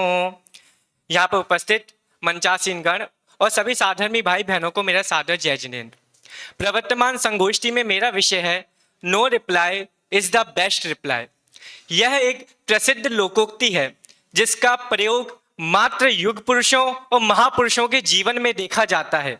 क्योंकि पूज्य गुरुदेव ने 45 वर्षों तक जन जन को तत्व ज्ञान का अमृत रसपान कराया, इसी के साथ साथ पवित्र जिन धर्म का परचम जग में फहराया, परंतु उन्होंने इतना महान कार्य किया कैसे, इतना कठिन कार्य किया कैसे। इसके लिए जब भी कोई व्यक्ति लीक से हटकर महान कार्य करने का प्रयत्न करता है तो वह कोई रीति नीति का आधार अवश्य लेता है। क्योंकि हम सब विद्यार्थियों ने पूज्य गुरुदेव श्री कांदी स्वामी को नहीं देखा, फिर भी उनके शिष्यों के माध्यम से हमको पता लगता है कि उनका व्यक्तित्व कैसा था, उनका चरित्र कैसा था, उनकी रीति नीति क्या थी। जिसमें से एक नाम आता है आदरणीय डॉक्टर हुकुमचंद जी भारिल। वह स्वयं अपने प्रवचनों में यह स्वीकार करते हैं कि जितनी भी प्रभावना इस विश्व में जिन धर्म की हुई है और हमारे माध्यम से हुई है, जन जन के माध्यम से हो रही है, वे एकमात्र पूज्य गुरुदेव की रीति नीति के आधार पर हो रही है। तो आइए जानते हैं क्या थी उनकी रीति नीति। सर्वप्रथम पूज्य गुरुदेव श्री हम सबको समझाते थे कि हमारा अमूल्य जीवन तत्व ज्ञान को समझने और समझाने में ही व्यतीत होना चाहिए। हमें किसी के साथ उलझना नहीं है और किसी को उलझाना नहीं है। 19वीं शताब्दी में 2 सूर्य जगत में दैदीप्यमान हो रहे थे, जिसमें से एक ने आजादी के लिए अपना संपूर्ण जीवन व्यतीत किया और दूसरे सूर्य पूज्य गुरुदेव श्री कांजी स्वामी ने भव भ्रमण से आजादी हेतु जन जन को तत्व ज्ञान का अमृत रस पान कराया। जैसे देश की सुरक्षा के लिए, आजादी के लिए मारने वालों की फौज तो सभी तैयार करते हैं, लेकिन महात्मा गांधी ने मरने वालों की फौज तैयार की। उनकी रीति नीति गोली का जवाब गाली से भी नहीं देना, वही रीति नीति पूज्य गुरुदेव ने अपनाई। उन्होंने विद्वानों को एवं जन जन को, मुमुक्षुओं को यह समझाया कि मार्ग अपने लिए है, मार्ग सबका नहीं होता। जो इस मार्ग को समझता है, मार्ग उसका होता है। इसलिए हमें किसी के विरोधों का उत्तर दिए बिना, विरोध किए बिना अपने मार्ग को समझना है और जन जन को समझाना है। अब मैं आपको कुछ घटनाओं के माध्यम से अपनी बात को स्पष्ट करूंगा। जैसे पूज्य गुरुदेव जी के समक्ष बहुत सी पत्र पत्रिकाओं का प्रकाशन होता था, जिसमें से जैन गजट आदि पत्रिकाओं में विरोधों रूपी शब्दों का भंडार छपता था। फिर भी पूज्य गुरुदेव जी के समक्ष जब पढ़ा जाता था, वे सहजता से एकदम हृदय भाव से कहते थे, भूलेला भगवान आत्मा छे। ये आज नहीं समझ पा रहा है तो कोई बात नहीं, जब इसकी भवितव्यता होगी जब समझ जाएगा, लेकिन समझेगा वही जो आज हम सब ने समझा है। इसी के साथ साथ कोटा में पूज्य गुरुदेव की फोटो हटाई गई, तब भी पूज्य गुरुदेव जी के समक्ष ये बात रखी गई तो पूज्य गुरुदेव ने सहजता से कहा, एक समय की पर्याय है, एक समय की पर्याय के बाद कौन विरोध कौन विरोधी, सब एकमात्र ज्ञानानंद स्वभावी हैं। एक घटना का जिक्र अवश्य करना चाहूंगा, जिसके साक्षीभूत हमारे ट्रस्ट के अध्यक्ष आदरणीय सुशील कुमार जी गोदिका साहब हैं। पूज्य गुरुदेव जी प्रवचनार्थ हेतु जा रहे थे। इसी के साथ साथ कुछ हठाकरी जीवों ने उनकी गाड़ी के समक्ष उनका मार्ग रोका कि आप आगे नहीं जा सकते, परंतु पूज्य गुरुदेव ने उनसे उलझने के सिवाय, उनका विरोध करने के सिवाय स्वयं पीछे हट गए और अपने स्वाध्याय के लिए चले गए। परंतु जब इन हठाकरी जीवों को पश्चाताप हुआ, तब वह स्वयं पूज्य गुरुदेव जी की गाड़ी को ओवरटेक करते हुए उनके समक्ष लेटकर उनसे क्षमा मांगते हुए उनको प्रवचनार्थ हेतु जाने के लिए आग्रह किया। यह है no reply is the best reply, रीति नीति का फल।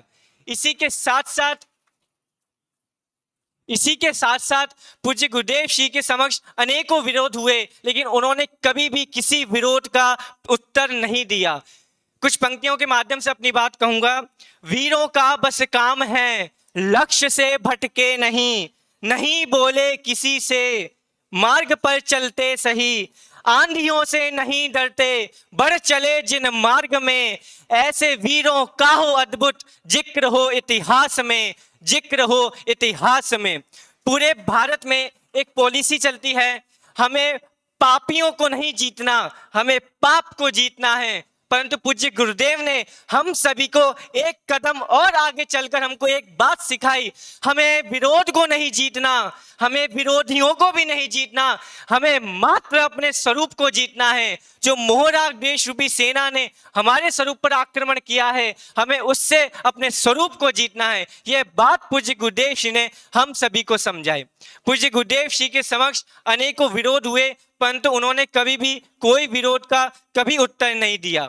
इसी के साथ साथ एक बात मैं और कहना चाहूंगा, क्योंकि हम सब विद्यार्थी हैं, हम सब इस मार्ग में आए हैं, इस मार्ग में आने के पूर्व हम सभी को ये सुनना अवश्य पड़ा होगा कि आप कहाँ जा रहे हैं, आप क्यों सोनगढ़ी बनना चाहते हैं, आप क्यों इस पंथ में जाना चाहते हैं। इसलिए हम सबके समक्ष कभी ना कभी जीवन में विरोध भाव अवश्य आएगा, विरोध अवश्य होगा, लेकिन यदि इस रीति नीति no reply is the best reply का हम अनुसरण करेंगे तो हम अपनी सफलता अवश्य प्राप्त करेंगे। अंतिम कुछ पंक्तियों के माध्यम से अपनी बात को विराम दूंगा।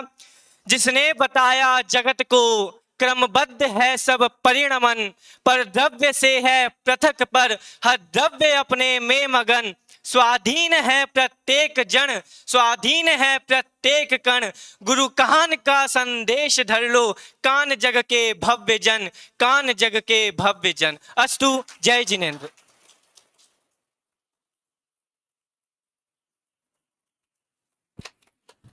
अब मैं आगे के क्रम में शास्त्री तृतीय वर्ष से भाई अंकित जैन को बुलाना चाहूंगा कि कि जो हम सभी के बीच में संस्कृत भाषा के अंदर पूज्य गुरुदेव श्री के ऊपर कविता प्रस्तुत करेंगे भाई अंकित जैन। और यह कविता उन्होंने स्वयं लिखी है, किसी की लिखी हुई नहीं है, उन्होंने स्वयं संस्कृत भाषा के अंदर कविता लिखी है। तो आइए कविता का लाभ लेते हैं।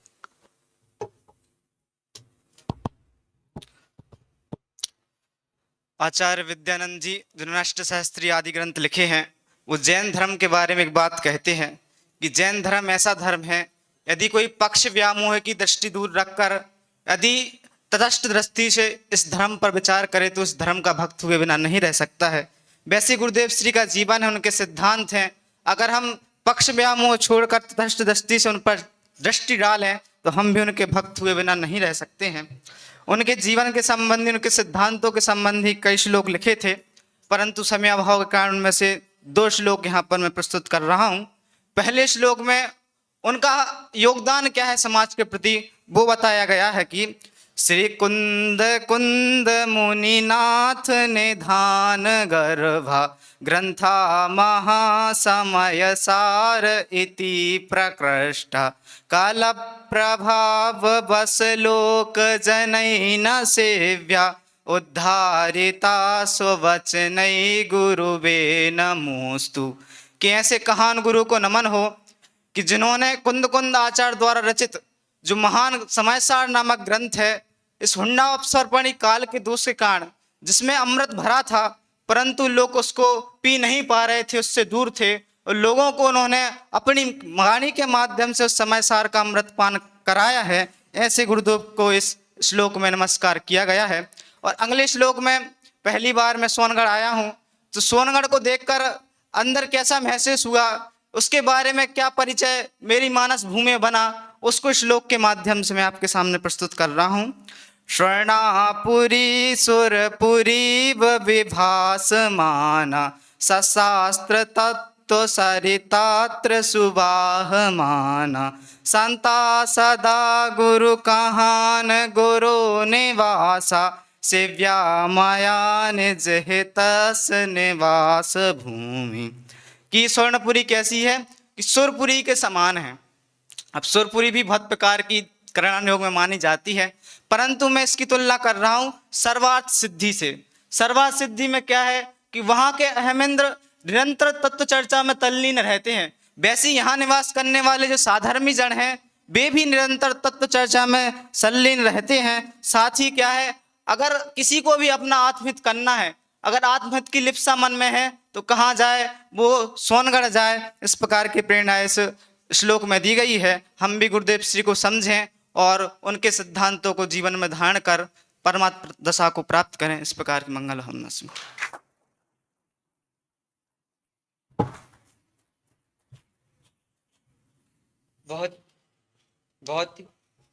बहुत ही सुंदर श्लोक प्रस्तुत किया भाई अंकित जैन ने। अब आगामी वक्ता के रूप में मैं बुलाना चाहूँगा कहान शिशु विहार के विद्यार्थी भाई अनंत जैन रहेली को। वे आए और अपना विषय प्रस्तुत करें।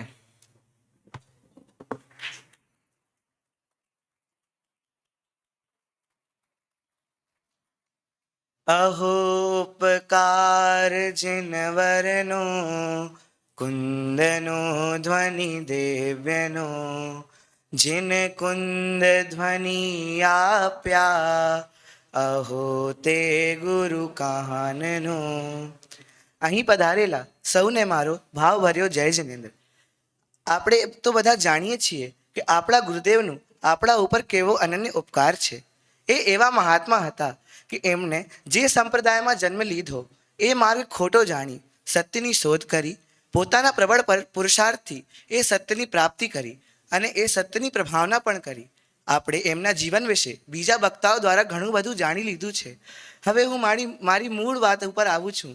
તો આજનો મારો વિષય છે પૂજ્ય ગુરુદેવે કરેલી ભારતના દિગંબર જૈન તીર્થોની યાત્રાનો પ્રભાવના સ્વરૂપે ફાળો। ગુરુદેવે લગભગ ભારતના બધા તીર્થોની યાત્રા કરેલી। એમને પોતાના જીવનમાં મોટામાં મોટી 2 યાત્રાઓ કરેલી। પહેલી વિક્રમ સંવત 2013માં સમેશ શિખરજી અને મધ્ય ભારતના જૈન તીર્થોની યાત્રા। એ યાત્રામાં પૂજ્ય ગુરુદેવે મહારાષ્ટ્રથી શરૂ કરી હતી। એ યાત્રામાં મહારાષ્ટ્રના કુંથલગીરી, ગજપંથા, માંગી તુંગી વગેરે તીર્થોના દર્શન કર્યા મધ્યપ્રદેશમાં ઇન્દોર, ઉજ્જૈન, ભોપાલ જેવા શહેરોમાં એમનો ખૂબ જ સારી રીતે સ્વાગત થયેલું હતું. મધ્યપ્રદેશમાં 52 ગજા, ચૂલગીરી, સિદ્ધવરકૂટ જેવા તીર્થોના દર્શન કરી તે સમેત શિખરજી પહોંચ્યા હતા. ત્યાં 3-4 દિવસ રહેલા હતા અને ત્યાં ખૂબ સારી રીતે યાત્રા કરેલી હતી. ત્યાં પણ છોલ્લક ગણેશ પ્રસાદજી વર્ણે સાથે એમની ચર્ચાઓ પણ થયેલી હતી અને ત્યાંથી ઉદયગીરી ખંડગીરી સિદ્ધ ક્ષેત્રની યાત્રા કરવા તે ઉડીસા પણ ગયા હતા અને છેલ્લે રાજસ્થાનમાં જયપુર, અજમેર, ચાંદખેડી જેવા તીર્થોના દર્શન કરી 6 મહિનામાં આ યાત્રા પૂરી કરેલી હતી. આવી જ રીતે વિક્રમ સંવત 2030માં દક્ષિણ ભારતના જૈન તીર્થોની યાત્રા કરેલી. એમાં શ્રવણબેલગોલ, મૂળબદ્રી, કોલ્હાપુર જેવા તીર્થોના દર્શન કરી આ યાત્રા પૂરી કરેલી હતી. હવે આપણે આ તો જાણ્યું કે ગુરુદેવે યાત્રાઓ કરી, પણ આ યાત્રાનો પ્રભાવના નિમિત્તે કેવો યોગદાન હતો આ જાણીએ. ગુરુદેવનો એક જ લક્ષ્ય હતો કે જે અનંત તીર્થંકર ભગવંતોએ કહેલી વાત છે અને આ કાળમાં મુનિરાજોએ પોતાના શાસ્ત્રોમાં પ્રકાશમાન કરેલી વાત છે. આવી મૂળ વસ્તુ સ્વરૂપની વાત અને ભેદ વિજ્ઞાનની કળા લોકો જાણે અને પોતાનું મનુષ્યભાવ સફળ કરે, આવી ભાવના ગુરુદેવની હતી. આપણે ક્યાંય પણ યાત્રા કરવા જઈએ તો આપણે દર્શન કરીએ, વધારામાં વધારે આપણે અર્ઘ ચડાવીને પાછા આવી જઈએ છીએ. પણ ગુરુદેવ જ્યાં પણ ગયા ત્યાં સ્વાધ્યાય અનવરત રૂપે ચાલુ જ રાખ્યું. ત્યાં પ્રવચનો કર્યા અને આ પ્રવચનોમાં મૂળ વસ્તુ સ્વરૂપની જ વાત હતી. એથી લોકો પ્રભાવિત થયા અને પ્રભાવનાના નિમિત્તે ઘણા બધા કાર્ય કર્યા. એમાંથી આપણા ગોદિકાજીએ સ્મારકની સ્થાપના કરી. તો આપણે જોઈ રહ્યા છીએ કે આજે સ્મારકથી કેટલી ઘણી પ્રભાવના થઈ રહી છે. પૂજ્ય દાદા પણ ગુરુદેવથી જ પ્રભાવિત હતા એટલે એમને ક્રમબદ્ધ પર્યાય જેવા વિષયો ઉપર પુસ્તક લખી. આપણા અનંત મામા પણ એમાંથી જ એક છે જેમને આ વિદ્યાલય કહાન શિશુ વિહારની સ્થાપના કરી, જેથી આપણે જોઈ રહ્યા છીએ કે કેટલી પ્રભાવના થઈ રહી છે. ગુરુદેવના સમયમાં 33 પંચકલ્યાણક પ્રતિષ્ઠા અને 33 વેદી પ્રતિષ્ઠા થઈ અને આ પંચકલ્યાણક પ્રતિષ્ઠા અને જૈન મંદિર નિર્માણનું ક્રમ આજે પણ અનવરત રૂપે ચાલી રહ્યો છે. ગુરુદેવ જ્યાં પણ ગયા ત્યાંના લોકોમાં સ્વાધ્યાય પ્રત્યે અલગ જગાડી. એનો ફળ આ આવ્યો કે આજે ઘરોમાં સમયસારજી જેવા ગ્રંથોનો સ્વાધ્યાય ચાલે છે. નગરોમાં સ્વાધ્યાય મંડળ, મુમુક્ષુ મંડળ, જૈન મંદિરોની સ્થાપના થઈ રહી છે.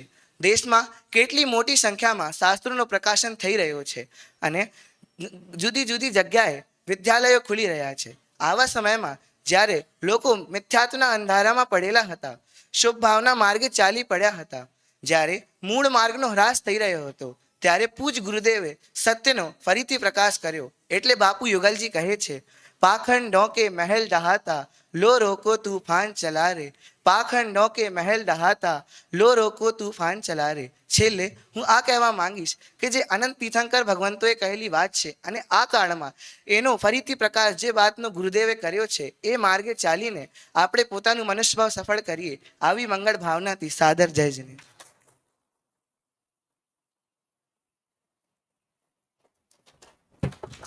ખૂબ સરસ. આપણે અત્યારે જોઈ શકીએ છીએ કે આ રહેલી મધ્યપ્રદેશનું છે, છતાં પણ ગુરુદેવશ્રીની વાણીને સાક્ષાત સમજવા માટે કેટલો લાલાયિત છે કે એના માટે એ હજુ 6ઠા-7મામાં ભણે છે, છતાં એમપીમાં હોવા છતાં એણે ગુજરાતી શીખી અને ગુરુદેવની વાણીનો લાભ લેવા જ, કારણ કે સ્કૂલમાં હોવી વસ્તુ અલગ છે અને ગુરુદેવની વાણી માટે એણે ગુજરાતી આટલા લાલાઈથી સાંભળી અને એના માટે વક્તવ્ય તૈયાર કર્યું. એટલે કહાન શિશુ વિહારમાં ભણતા દરેક વિદ્યાર્થી પણ કેવા સૌભાગ્યશાળી છે કે ગુરુદેવની ધરા ઉપર બેસીને ગુરુદેવની વાણીનો લાભ લઈ શકે છે.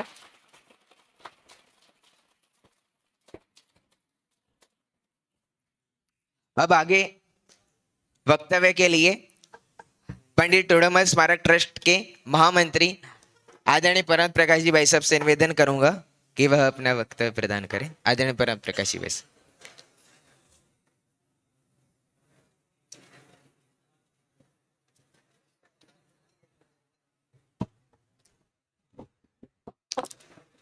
ओम नमः सिद्धेभ्य. मैं अपनी बात शुरू करूं उससे पहले मैं हमारे महाविद्यालय के प्राचार्य श्री शांति जी, उप प्राचार्य श्री जिन कुमार जी से निवेदन कर रहा हूं कि अपने इस प्रवास में अब कल 12 बजे तो जाना है, थोड़ा समय निकाल करके कहान शिशु विहार के विद्यार्थियों के साथ एक मीटिंग जरूर रख लें और उन्हें अपने जयपुर के महाविद्यालय का विस्तार से परिचय कराएं। खास तौर से वे विद्यार्थी जो कहान शिशु विहार से हमारे महाविद्यालय में आए हैं और वे हमारे साथ यहाँ आए हुए हैं, उनको उनके अनुभव भी सुनाएं और उन्हें महाविद्यालय में आने की प्रेरणा दें। हालांकि कल सबने हाथ उठा करके परमागम मंदिर और स्वाध्याय भवन के सामने इस बात का संकल्प व्यक्त किया है कि यहाँ से पढ़ने के बाद में हम वहाँ आएंगे, परंतु किसी को 1 साल, 2 साल, 3 साल और 4 साल का समय बाकी है, तब तक पता नहीं पर्याय कैसी पलटे। तो उस बात को दृढ़ करने के लिए एक कोई भी समय निकाल करके इनके साथ ये मीटिंग जरूर कर लें। निजातम में जो रमते थे, हमें भगवन बुलाते थे। अरे सुन लोरियां जिनकी, माता अपने शिशुओं को लोरी सुनाती है। क्यों सुनाती है? किस काम के लिए, किस उद्देश्य से? सुलाने के लिए। बच्चा सोता ना हो तो लोरी सुना करके सुनाते हैं। अरे सुन लोरियां जिनकी, ये सोते जाग जाते थे।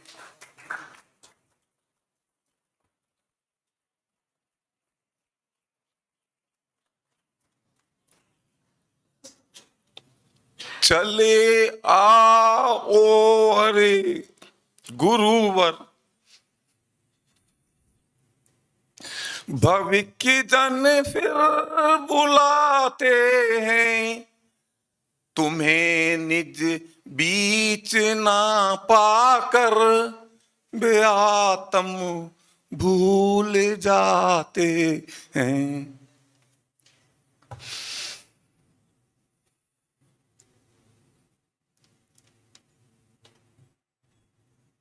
मेरे मन में एक सवाल उठता है,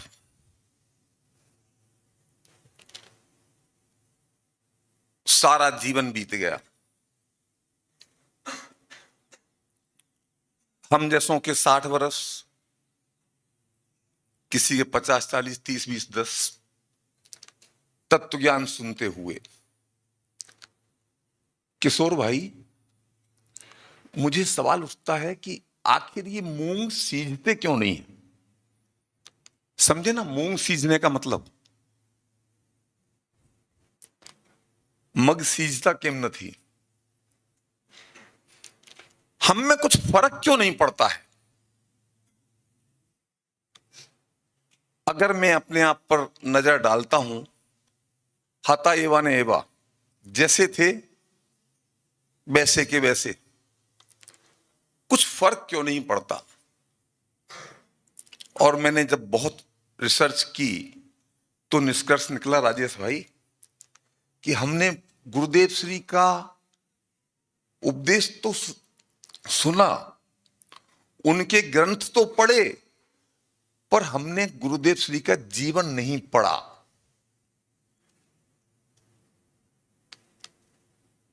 मैं कहा करता हूं कि महापुरुषों की वाणी द्रव्यानियों का निर्माण करती है,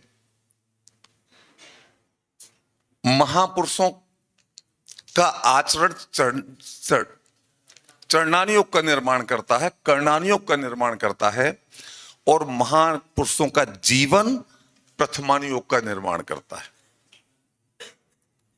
हमने गुरुदेव श्री का द्रव्यानियोग तो पढ़ा, पर हमने गुरुदेव श्री का प्रथमानियोग नहीं पढ़ा।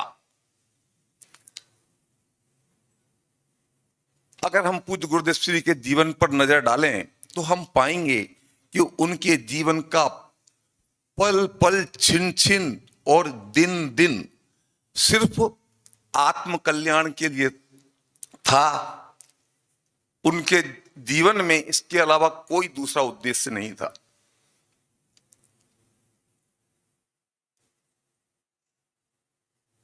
बड़ा स्वाभाविक सा है कि हम मनुष्यों को अपने कुल पर बहुत गर्व होता है।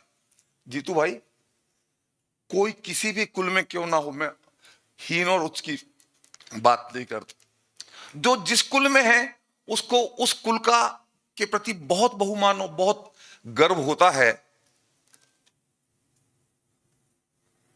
पर पूज्य गुरुदेव श्री ने अपने आत्म कल्याण के लिए अपना कुल छोड़ दिया। जब उन्होंने दीक्षा ली तो फिर कुल तो छूट गया ना, घर छूट गया, कुल छूट गया। अभी किस खानदान के थे वो तो छूट गया ना।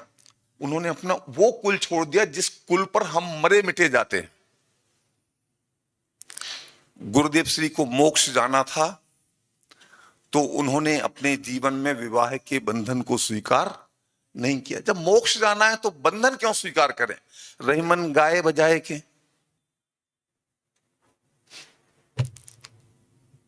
कुल के बाद में अगर किसी को गर्व होता है तो अपनी समाज का, अपने पुरखों की परंपरा का, मान का, मर्यादा का, धर्म का, पंथ का, सांप्रदाय का।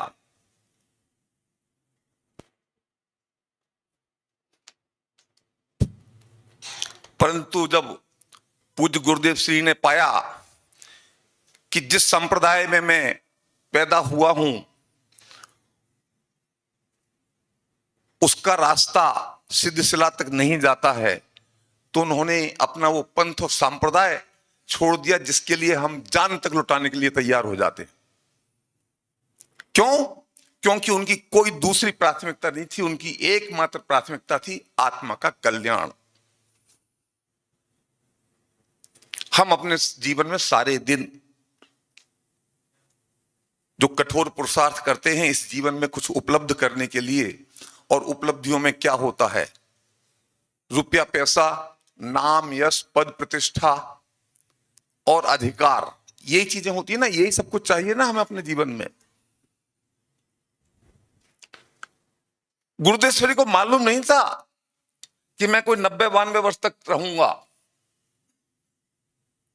और 45 वर्ष की उम्र में जब वे अपने जीवन में पीक पर थे, उनके पास सब कुछ था, नाम था, यश था, पूज्यता थी, सिंहासन था,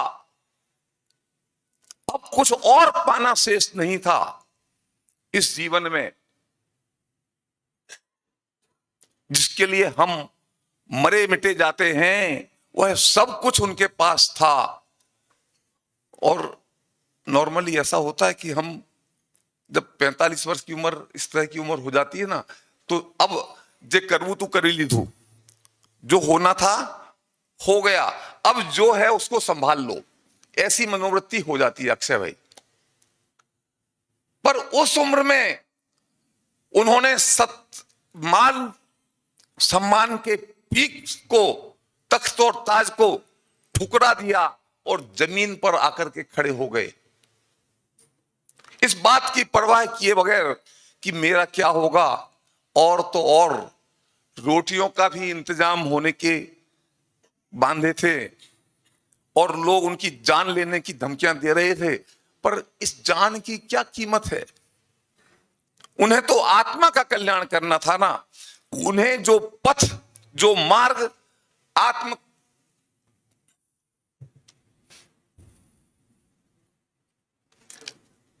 जो मार्ग उन्हें आत्म कल्याणकारी दिखाई दिया, उस मार्ग पर चल पड़े। हम सभी मुमुक्षु है ना, हमें भी मोक्ष जाना है ना, हमें भी आत्मा का कल्याण करना है ना, तो क्या हम ऐसा करने को तैयार हैं? अगर हमने पूज्य गुरुदेव श्री का जीवन पढ़ लिया होता, मैं तो कहा करता हूं, जीवन में कभी भी कोई डिफिकल्टी आए, कोई समस्या आए, कोई बड़ा चैलेंज आए, संकट आए, तो कहीं जाने की जरूरत नहीं है, किसी से सलाह लेने की जरूरत नहीं है। पूज्य गुरुदेव श्री के जीवन पर नजर डालो। ऐसी स्थिति में गुरुदेव ने क्या किया था, बस वो कर लो, कल्याण हो जाएगा।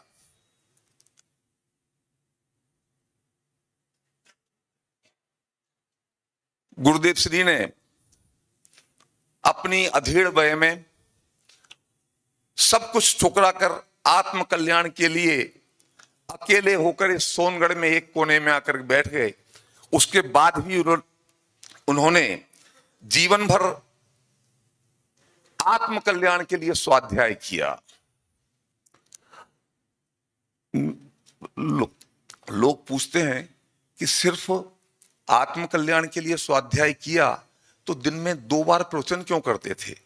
शाम को चर्चा समाधान आत्म कल्याण के लिए प्रवचन करना जरूरी होता है क्या? जीतू भाई, तत्व प्रचार नहीं करना चाहिए तो गुरुदेव ने काय के लिए प्रवचन किया? अरे गुरुदेव की बात छोड़ो, आचार्य कुंद ने ये समय सारादि ग्रंथ क्यों लिखे? वे तो 6ठे 7वें गुण स्थान में झूलने वाले भावलिंगी संत थे और गुरुदेव श्री खुद कहते थे कि जब वे इन ग्रंथों की रचना करते थे तो ऐसा लगता था मानो राग की भट्टी में जल रहे हों। ऐसा, अरे जब उन 6ठे 7वें गुण स्थान वर्ती मुनिराजों को तत्व प्रचार का भाव आता है, भव्य जीवों पर करुणा करके कि इनका भी कल्याण हो, तो हम किस खेत की मूली है?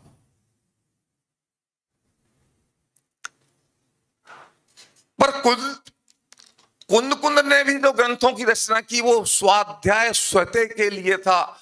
गुरुदेव ने भी जो प्रवचन किया, प्रवचन तो इसलिए किया कि भव्यों को बात समझ में आए, परंतु वो हमारा तुम्हारा मुंह देख करके भटके नहीं। अरे बीमार देखाय छे पहला एनी दवा दारू नो इंतजाम करो, पछी जोयू जैसे ये भूखा दिखता है, इसका खाने का मारी पासे तो एक ज बात छे, जे पोताना माटे ई तमारा माटे, जे हूँ जमू छू ए तमे बेसीने जमी लो। शू? आत्म कल्याण नो उपदेश। यदि अगर ऐसा लगता हो कि हमने इतने वर्ष तक पूज्य गुरुदेव श्री का उपदेश सुना और कुछ होता क्यों नहीं है, तो गुरुदेव के जीवन से हम ये सीख लें कि गम्मे ते भोगे, ये निर्णय कर लें, गम्मे ते भोगे आ जीवन में मरे आत्माનું કલ્યાણ કરવું છે, એના માટે જે ઠુકરાવું હોય ઠુકરાવું પડે એ બધું છોડી દેવાનું, તો આત્માનું કલ્યાણ થાય। આ कीमत ऊपर कल्याण થાય आत्माનું। हमने सब कुछ किया, स्वाध्याय किया, जीवन समर्पित किया, परंतु हमने सुविधा भोगी होकर के ये सब किया, काम धंधा करके, धंधा व्यापार करके, खा पी करके, खेल कूद करके, घूमने फिरने के बाद में, और नई मूवी भी कोई ऐसी नहीं लगी है अपने थिएटर में जो हमने ना देखी हो। अब खाली समय है तो चलो थोड़ा स्वाध्याय कर लेते हैं। इस कीमत पर आत्मा का कल्याण नहीं होता। आत्मार्थियों का तो सब कुछ आत्म कल्याण के लिए है, उनका उपवास है तो आत्म कल्याण के लिए है, और उनका भोजन का त्याग है तो आत्म कल्याण के लिए। अगर ऐसी हमारी प्रवृत्ति होगी तो ये मूंग बहुत जल्दी सीज जाएंगे। मैंने सिचुएशन कविता कहते हैं, एक सिचुएशन दो किसी कवि को कि इस सिचुएशन में फलाना व्यक्ति क्या बोलता, तो मैंने एक सिचुएशन तय की कि जब गुरुदेव अपना पंथ संप्रदाय त्यागने के लिए, छोड़ने के लिए चल पड़े, तो उनको देख करके हमारे पंडित हिम्मत भाई क्या कहते? हिम्मत भाई क्या कहते?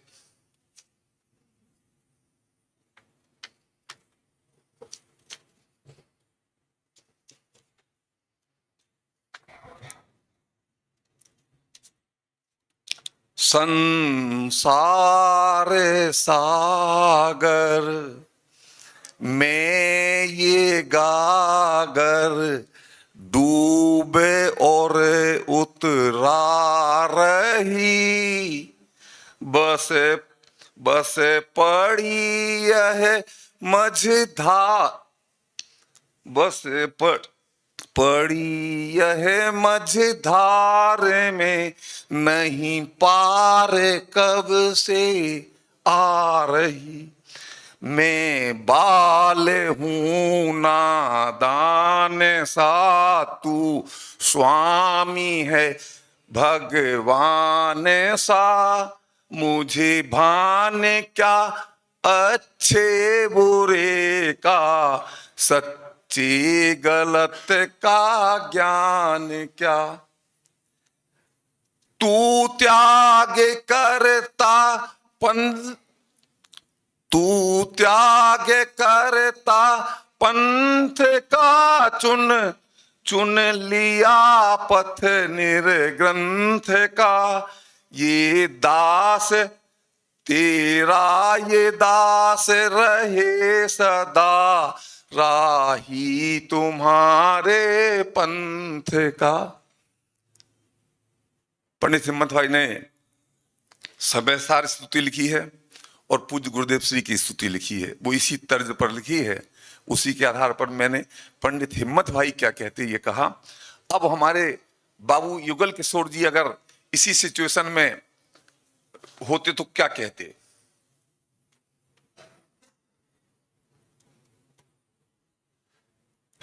चल कर जगत की लीक पर किसने कभी शिव पद बरा, भवदधि यदि अपार है नहीं।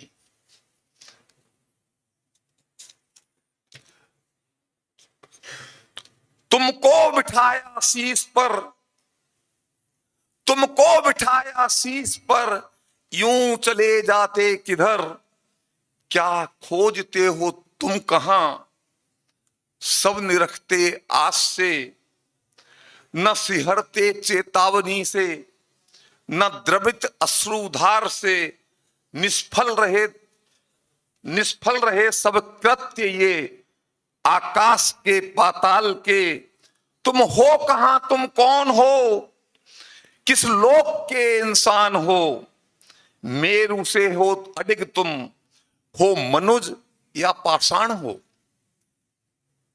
और ऐसी ही स्थिति में अगर डॉक्टर साहब होते तो क्या कहते। उदास हैं संसार से व दग्ध हैं भवताप से। कुल रीत से बंधकर चलें, नहीं अपेक्षा आपसे। अनादि से अब तक हुए और होंगे चिरकाल तक। लीक से हटकर चले महापुरुष सब आज तक।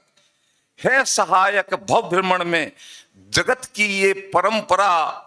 चलकर जगत की लीक पर किसने कभी शिव पद वरा।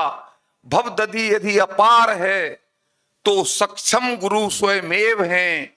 संदेश वाहक वीर के स्वयं कहान गुरुदेव।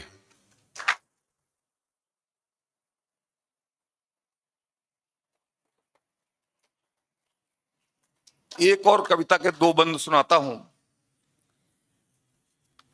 वे आए तो इस जीवन को एक दिशा दिखला गए। यूं लगता था मानो अब हम सही राह पर आ गए। अरे अनादि से विस्मृत आत्म को अब ना भूलेंगे। अब निश्चय ही एक दिवस हम सिद्ध शिला छू लेंगे। बहुत हुआ अब कल से हम पामर ना कहलाएंगे। पर मम का तम दूर हुआ अब परमात्म बन जाएंगे। इस जीवन का हर पल अब भगवन बनने को तत्पर होगा। मुमुक्षु मंडल निश्चित एक दिन सिद्धों का मंडल होगा।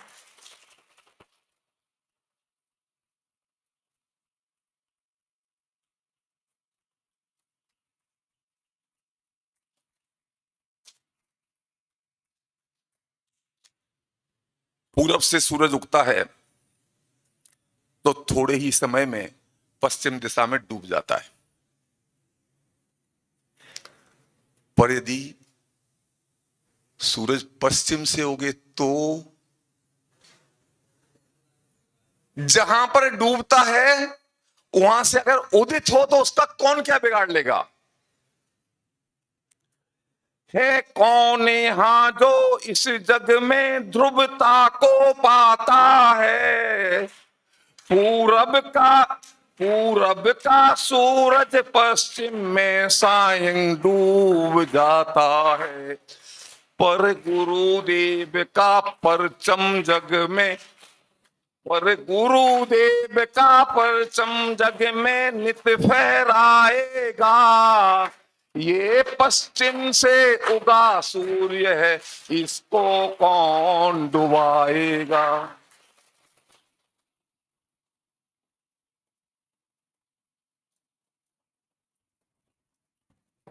समय बहुत अधिक हो रहा है, 3 बजे तक हमें गुरुदेव के प्रवचन में पहुंचना है। इस प्रसंग पर अपने विचार व्यक्त करने के लिए श्री टोडरमल दिगंबर जैन सिद्धांत महाविद्यालय के यशस्वी प्राचार्य डॉक्टर शांति कुमार जी पाटिल साहब।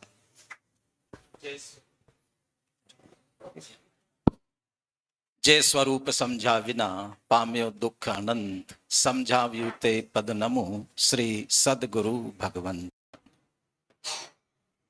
आचार्य अमृतचंद्र देव जब कोई मोक्ष मार्गी ये पूछता है कि ये मोक्ष मार्ग तो बड़ा कठिन है, इस पर कैसे चल सकते हैं, तो अमृतचंद्र आचार्य उत्तर देते हैं, इस मोक्ष मार्ग को अपने में उतार कर उसके अनुभूत आपके सामने प्रत्यक्ष प्रमाण खड़ा है, इसे देखो और इस मोक्ष मार्ग का अनुसरण करो।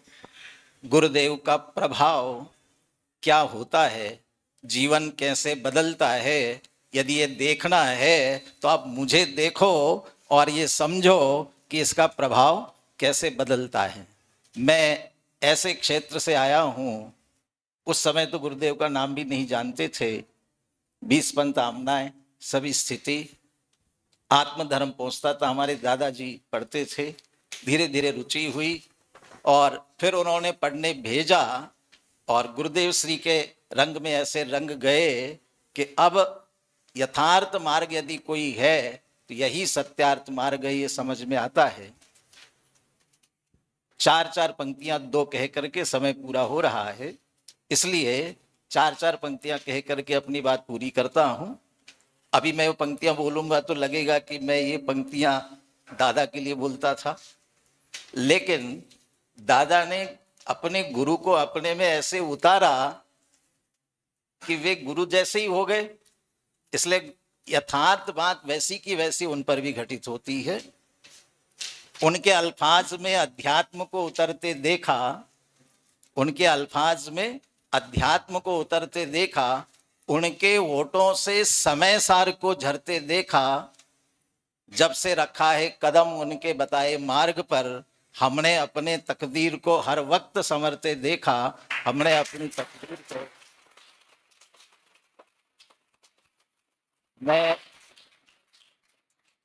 2 बार 20 दिवसीय जो शिविर होते थे उसमें आने का मुझे अवसर मिला, और जब उस समय शिविर में आते थे कुछ नहीं समझते थे, हिंदी भी अच्छे से नहीं आती थी, गुजराती तो बहुत दूर की बात है, तो बैठे रहते थे और गुरुदेव को देखते रहते थे कि गोरा भूरा चेहरा, बहुत सुंदर, और भगवान आत्मा, आहा हा समझाए चेकाई, बस इतनी बातें समझ में आती थी। आगे पीछे की कोई बातें समझ में नहीं आती थी, लेकिन अब जब उनके तत्व ज्ञान को गहराई से सुनते हैं तब ख्याल में आता है कि गुरुदेव प्रभावित लोग क्यों होते हैं, क्योंकि जो भी बात कहते थे वह यहाँ से नहीं कहते थे, यहाँ से नहीं कहते थे, कहाँ से कहते थे, यहाँ से कहते थे, हृदय की गहराई से कहते थे, इसलिए हृदय की गहराई में बात उतर जाती थी। निहाल कर देगी तुझे उस अध्यात्म पुरुष की नजर, बदल जाएगी तेरी मंजिल तेरा राह सफर, चंद दिनों को चले जो उनके बताए मार्ग पर, फिर ताउम्र रहेगा उसका रूहानी असर, फिर ताउम्र रहेगा उसका रूहानी असर। जो अध्यात्म की बात गुरुदेव श्री ने दी है, जो गहराई से उसे सुनता है, अरे जीवन भर नहीं, वह संस्कार अपने साथ में लेकर के जाता है और अपनी पूर्णता को निश्चित रूप से वह प्राप्त करता ही है। एक अंतिम बात कह करके बात पूरी करता हूं। गुरुदेव प्रामाणिक पुरुष थे। प्रामाणिक पुरुष इस अर्थ में जो भी बात स्वीकार करते थे और कहते थे आगम प्रमाण सहित ही कहते थे। एक प्रसंग दादा सुनाते हैं। सम्यक दर्शन 3 प्रकार का होता है, औपशमिक सम्यक दर्शन, क्षायोपशमिक सम्यक दर्शन और क्षायिक सम्यक दर्शन। औपशमिक सम्यक दर्शन और क्षायोपशमिक सम्यक दर्शन हो करके छूट जाता है, लेकिन किसी जीव को औपशमिक से क्षायोपशमिक हुआ और वह श्रद्धा के बल पर ऐसा रहा कि सम्यक तो छूटा ही नहीं और क्षायिक में चला गया, तो कहते थे उसे वो जोड़नु क्षायिक। वह क्षयोपशम सम्यक दर्शन कैसा है? जोड़नु क्षायिक। ये क्षायिक को जोड़ने वाला है, लेकिन ऐसा कोई शब्द आगम में नहीं मिलता है, इसलिए मैं कह नहीं पा रहा हूं। तो कर्णा नियोग के आधार से बताया, ये तो साहजिक बात है। बहुत से जीव ऐसे हो सकते हैं जो क्षयोपशम से छूटे ही नहीं और क्षायिक में पहुंच जाए, तो ऐसे बहुत से जीव होते, छूटता नहीं है। तब फिर उस आगम के आधार से कहने लगे, लेकिन जब तक जिस बात का आगम प्रमाण न मिले नहीं कहते, और जो बात कहते आगम प्रमाण से कहते हैं। हमें भी गुरुदेव श्री के तत्व ज्ञान को भी आगम प्रमाण से मिलान करते हुए, आगम के अनुसार स्वीकार करते हुए अपने श्रद्धान को दृढ़ करना चाहिए और अपने जीवन को अध्यात्म के क्षेत्र पर आगे बढ़ाना चाहिए। हम सभी इस मार्ग पर चलकर अपना कल्याण करें, इसी मंगल भावना के साथ। जय जिन। और आगामी क्रम में श्रीमान अक्षय भाई जी दोषी मुंबई हमारे बीच में विद्यमान है, और उनका अमूल्य समय इस गोष्ठी में हमें मिला, और विद्यार्थियों के भ्रमण के समय पे वे हमारे बीच में पधार करके उन्होंने हमें समय दिया है। निवेदन करता हूं उनसे इस प्रसंग पर चंद शब्द कहें। आदरणीय अक्षय भाई।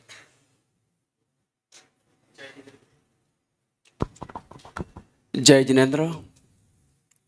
समय बहुत थोड़ा है, 1-2 मिनट में अपना मंतव्य पूरा करेगा। टोडरमल स्मारक के सब ट्रस्टियों, महानुभाव, सब पधारे हुए मेहमान लोग तथा हमारे प्यारे बंधुओं, विद्यार्थियों, भावी के भगवंत, खास आप में से एक विद्यार्थी बोला कि यहाँ पे गुरुदेव श्री की भूमि पे आपे एक अनुभव ही अलग होता है। हम लोग जो समझते हैं, आप लोग ने भी शायद अनुभव किया होगा कि पूज्य गुरुदेव की भूमि पे आके अपने को लगेगा कि तू परमात्मा छे, तू परमात्मा छे। तो अपने को ऐसा प्रतिबिंब, प्रतिछंद आता है ना, वो समय सार का एक कल श्लोक में कि भाई हूँ परमात्मा छू, हूँ परमात्मा छू। ऐसी एक एक अणु अणु के अंदर, एक एक परमाणु के अंदर, सोनगढ़ के अंदर, सुवर्णपुरी के अंदर एक ही बात है कि तू परमात्मा छे एम नक्की कर, तू परमात्मा छे वो निर्णय कर, तू परमात्मा छे वो अनुभव कर। जगत के अंदर बहुत विषयों मिल जाएंगे आपको, इतने विषय है बाहर के, लेकिन एक सुवर्णपुरी ऐसी है कि जहां एक हम इसको फैक्ट्री बोलते हैं कि पामर से परमात्मा बनने की फैक्ट्री है, तो वो सुवर्णपुरी है, वो सोनगढ़ है, वो अध्यात्म भूमि है। आप सबको एक विनती करता हूं सोनगढ़ स्वाध्याय मंदिर ट्रस्ट की तरफ से, आप सब जितने भी ट्रस्टीगण हैं, सबको मेरा एक विनम्र विनंती है, और आप सब बच्चों को भी मेरा विनंती है कि एवरी ईयर जितना भी टाइम मिले, 3 दिन 5 दिन आप यहाँ ये भूमि पे आओ। आपका कल्याण के, निज के कल्याण के लिए हम आपको यहाँ इनवाइट करते हैं। यहाँ पे कोई चीज,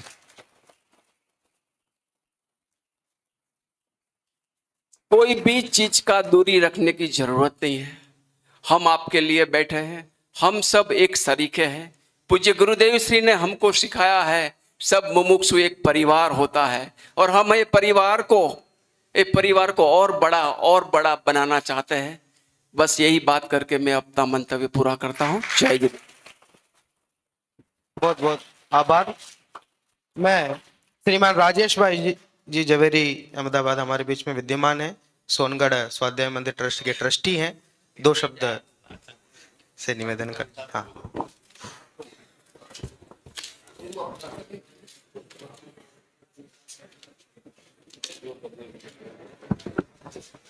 प्रवचन चालू हो जाए।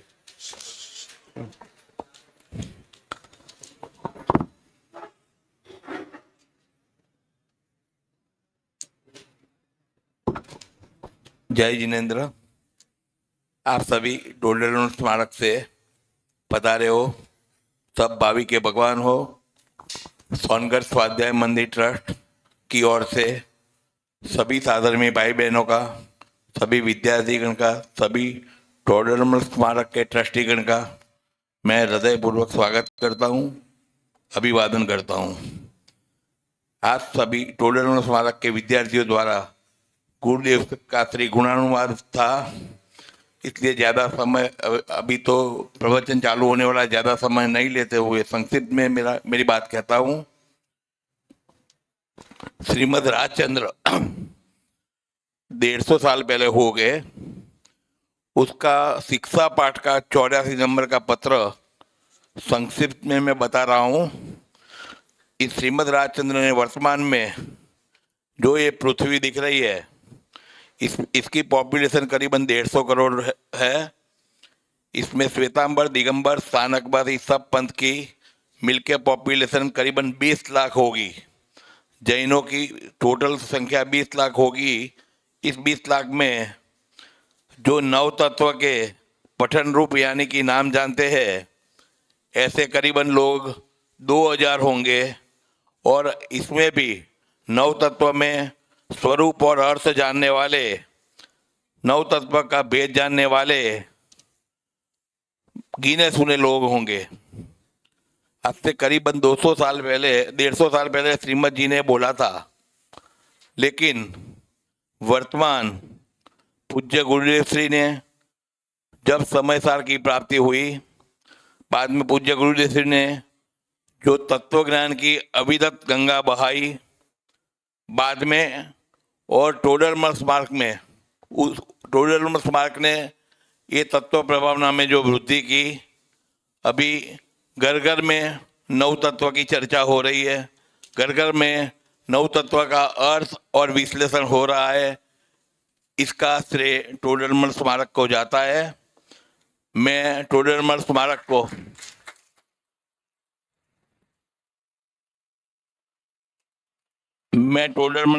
को इसके लिए अंतर्गत से, अंतर मन से अभिवादन करता हूँ। पूज्य गुरुदेव जी का जितना उपकार माने वो कम है। उसके उपकार के प्रत्युत्तर में कुछ देने के लिए हम समर्थ नहीं है। फिर भी आप सबको अंदाज नहीं है कि टोडरमल स्मारक में की भूमिका को नज़रअंदाज नहीं किया सकता। समग्र मुमुक्ष समाज टोडरमल स्मारक द्वारा की गई तत्व प्रभावना की, प्रचार प्रभावना की लिए समग्र मुमुक्षु समाज टोडरमल स्मारक का आभारी रहेगा। यहीं पर सोनगढ़ में हर सुबह 6 बजे पूज्य बहन श्री की तत्व चर्चा हो रही है। पूरे दिन में गुरुदेव की दिव्य ध्वनि 3 बार खिलती है। आप सभी लोगों को अभी अक्षय भी ने बोला, ऐसा हमारा ट्रस्टीगण की ओर से नम्र निवेदन है कि आप यहाँ पर साल में 1 बार जरूर पधारिए। जितने दिन तक रहता है यहाँ हम आपको आश्वस्त करते हैं कि आपकी सुविधा में कोई कमी नहीं होगी और आप ये आत्मज्ञान प्राप्त करने के लिए यहाँ जरूर जरूर पधारें। ऐसी मंगल भावना। जय हिंद। बहुत बहुत धन्यवाद। मैं टोडरमल स्मारक के अध्यक्ष आदरणीय सुशील जी साहब, महामंत्री आदरणीय परमात्मा प्रकाश जी, उन सबसे निवेदन करता हूँ कृपया आगे आ जाएं। कुछ अतिथियों का हम सम्मान करना चाहते हैं, आप आगे आ जाएं। महाविद्यालय के प्राचार्य आदरणीय शांति जी भाई साहब, ट्रस्टी आदरणीय अध्यात्म प्रकाश जी भारिल साहब, मंत्री के सुपुत्र आदरणीय सर्वज्ञ जी भारिल और महाविद्यालय के प्राध्यापक एवं प्रबंधक पंडित पीयूष जी शास्त्री, सभी से निवेदन करता हूँ यहाँ आगे आ जाएं। और सम्मान के लिए सर्वप्रथम मैं आवाज देता हूँ श्रीमान हितेन भाई सेठ से, कृपया आगे आवे। पंडित टोडरमल स्मारक भवन स्मारक परिवार की ओर से आपका हार्दिक हार्दिक स्वागत अभिनंदन हम करते हैं। जोरदार करतल ध्वनि से इस स्वागत सम्मान कार्य के अनुमोदन हम करते हैं। पंडित पीयूष जी शास्त्री से पुनः निवेदन करता हूं, कृपया आगे आ जाए। श्रीमान हितेन भाई सेठ, मुंबई। पंचतीर्थ जिनालय का चित्र और साहित्य, सत साहित्य हम यहाँ से प्रदान कर रहे हैं। इसी क्रम में निवेदन करता हूं श्रीमान अक्षय भाई दोषी, मुंबई वालों से कृपया आवे। इसी क्रम में स्मारक परिवार की ओर से आपका हार्दिक हार्दिक स्वागत अभिनंदन जोरदार करतल ध्वनि के माध्यम से हम स्वागत करते हैं।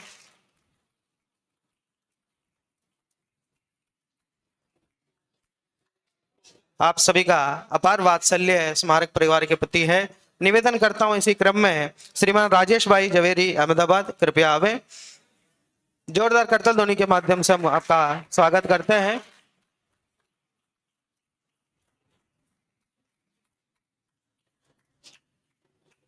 इसी क्रम में निवेदन करता हूं श्रीमान किशोर भाई शाह, यूएसए, कृपया आवे। स्मारक परिवार की ओर से पंचतीर्थ जिनालय का चित्र एवं सत साहित्य के माध्यम से आपका हार्दिक हार्दिक अभिनंदन हम करते हैं। जोरदार करतल ध्वनि के माध्यम से स्वागत करें।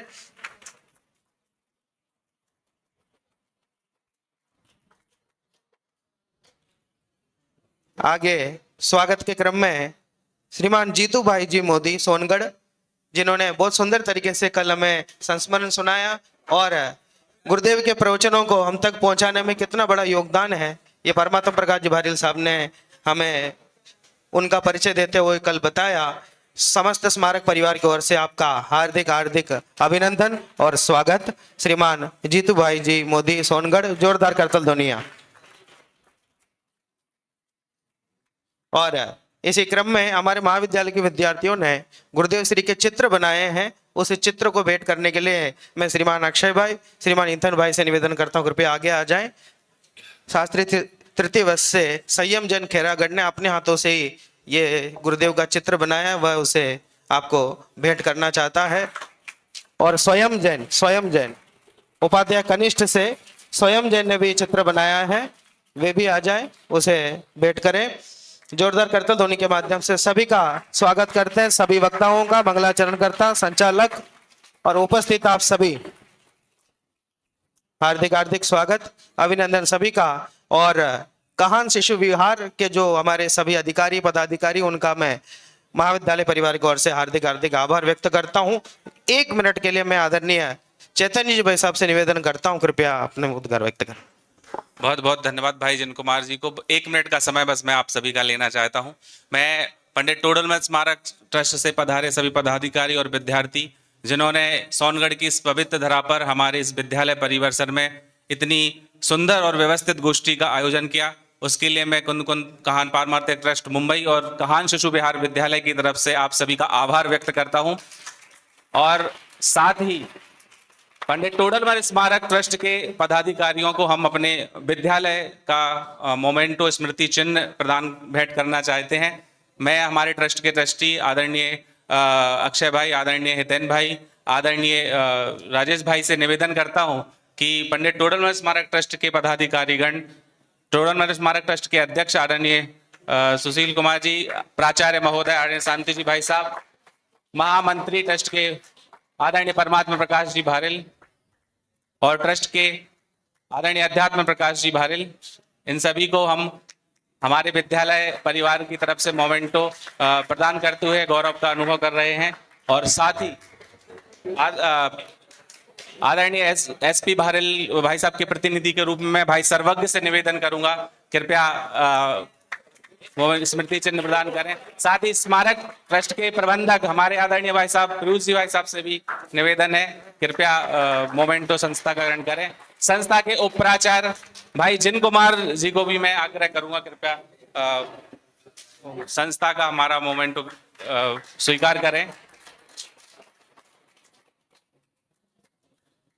आदरणीय अनिल जी सेठी जी से भी निवेदन है, कृपया मोमेंटो स्वीकार करें। चलो, साथ ही हमारे आदरणीय अखिल जी भाई साहब से भी निवेदन है, कृपया आगे पधारें। हम संस्था का आदरणीय अखिल जी बंसल, और संस्कृति गोदा, आदरणीय संस्कृति गोदा भाभी जी को भी विनम्र आग्रह है कि कृपया आगे आकर हमारे कहान शिशु विहार का स्मृति चिन्ह मोमेंटो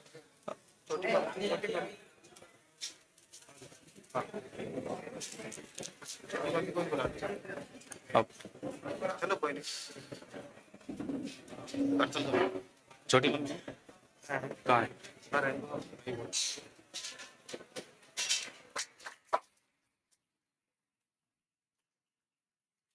इसी के साथ ही इस सुंदर बहुत ही व्यवस्थित कार्यक्रम के लिए पुनः पुनः आप सभी का आभार।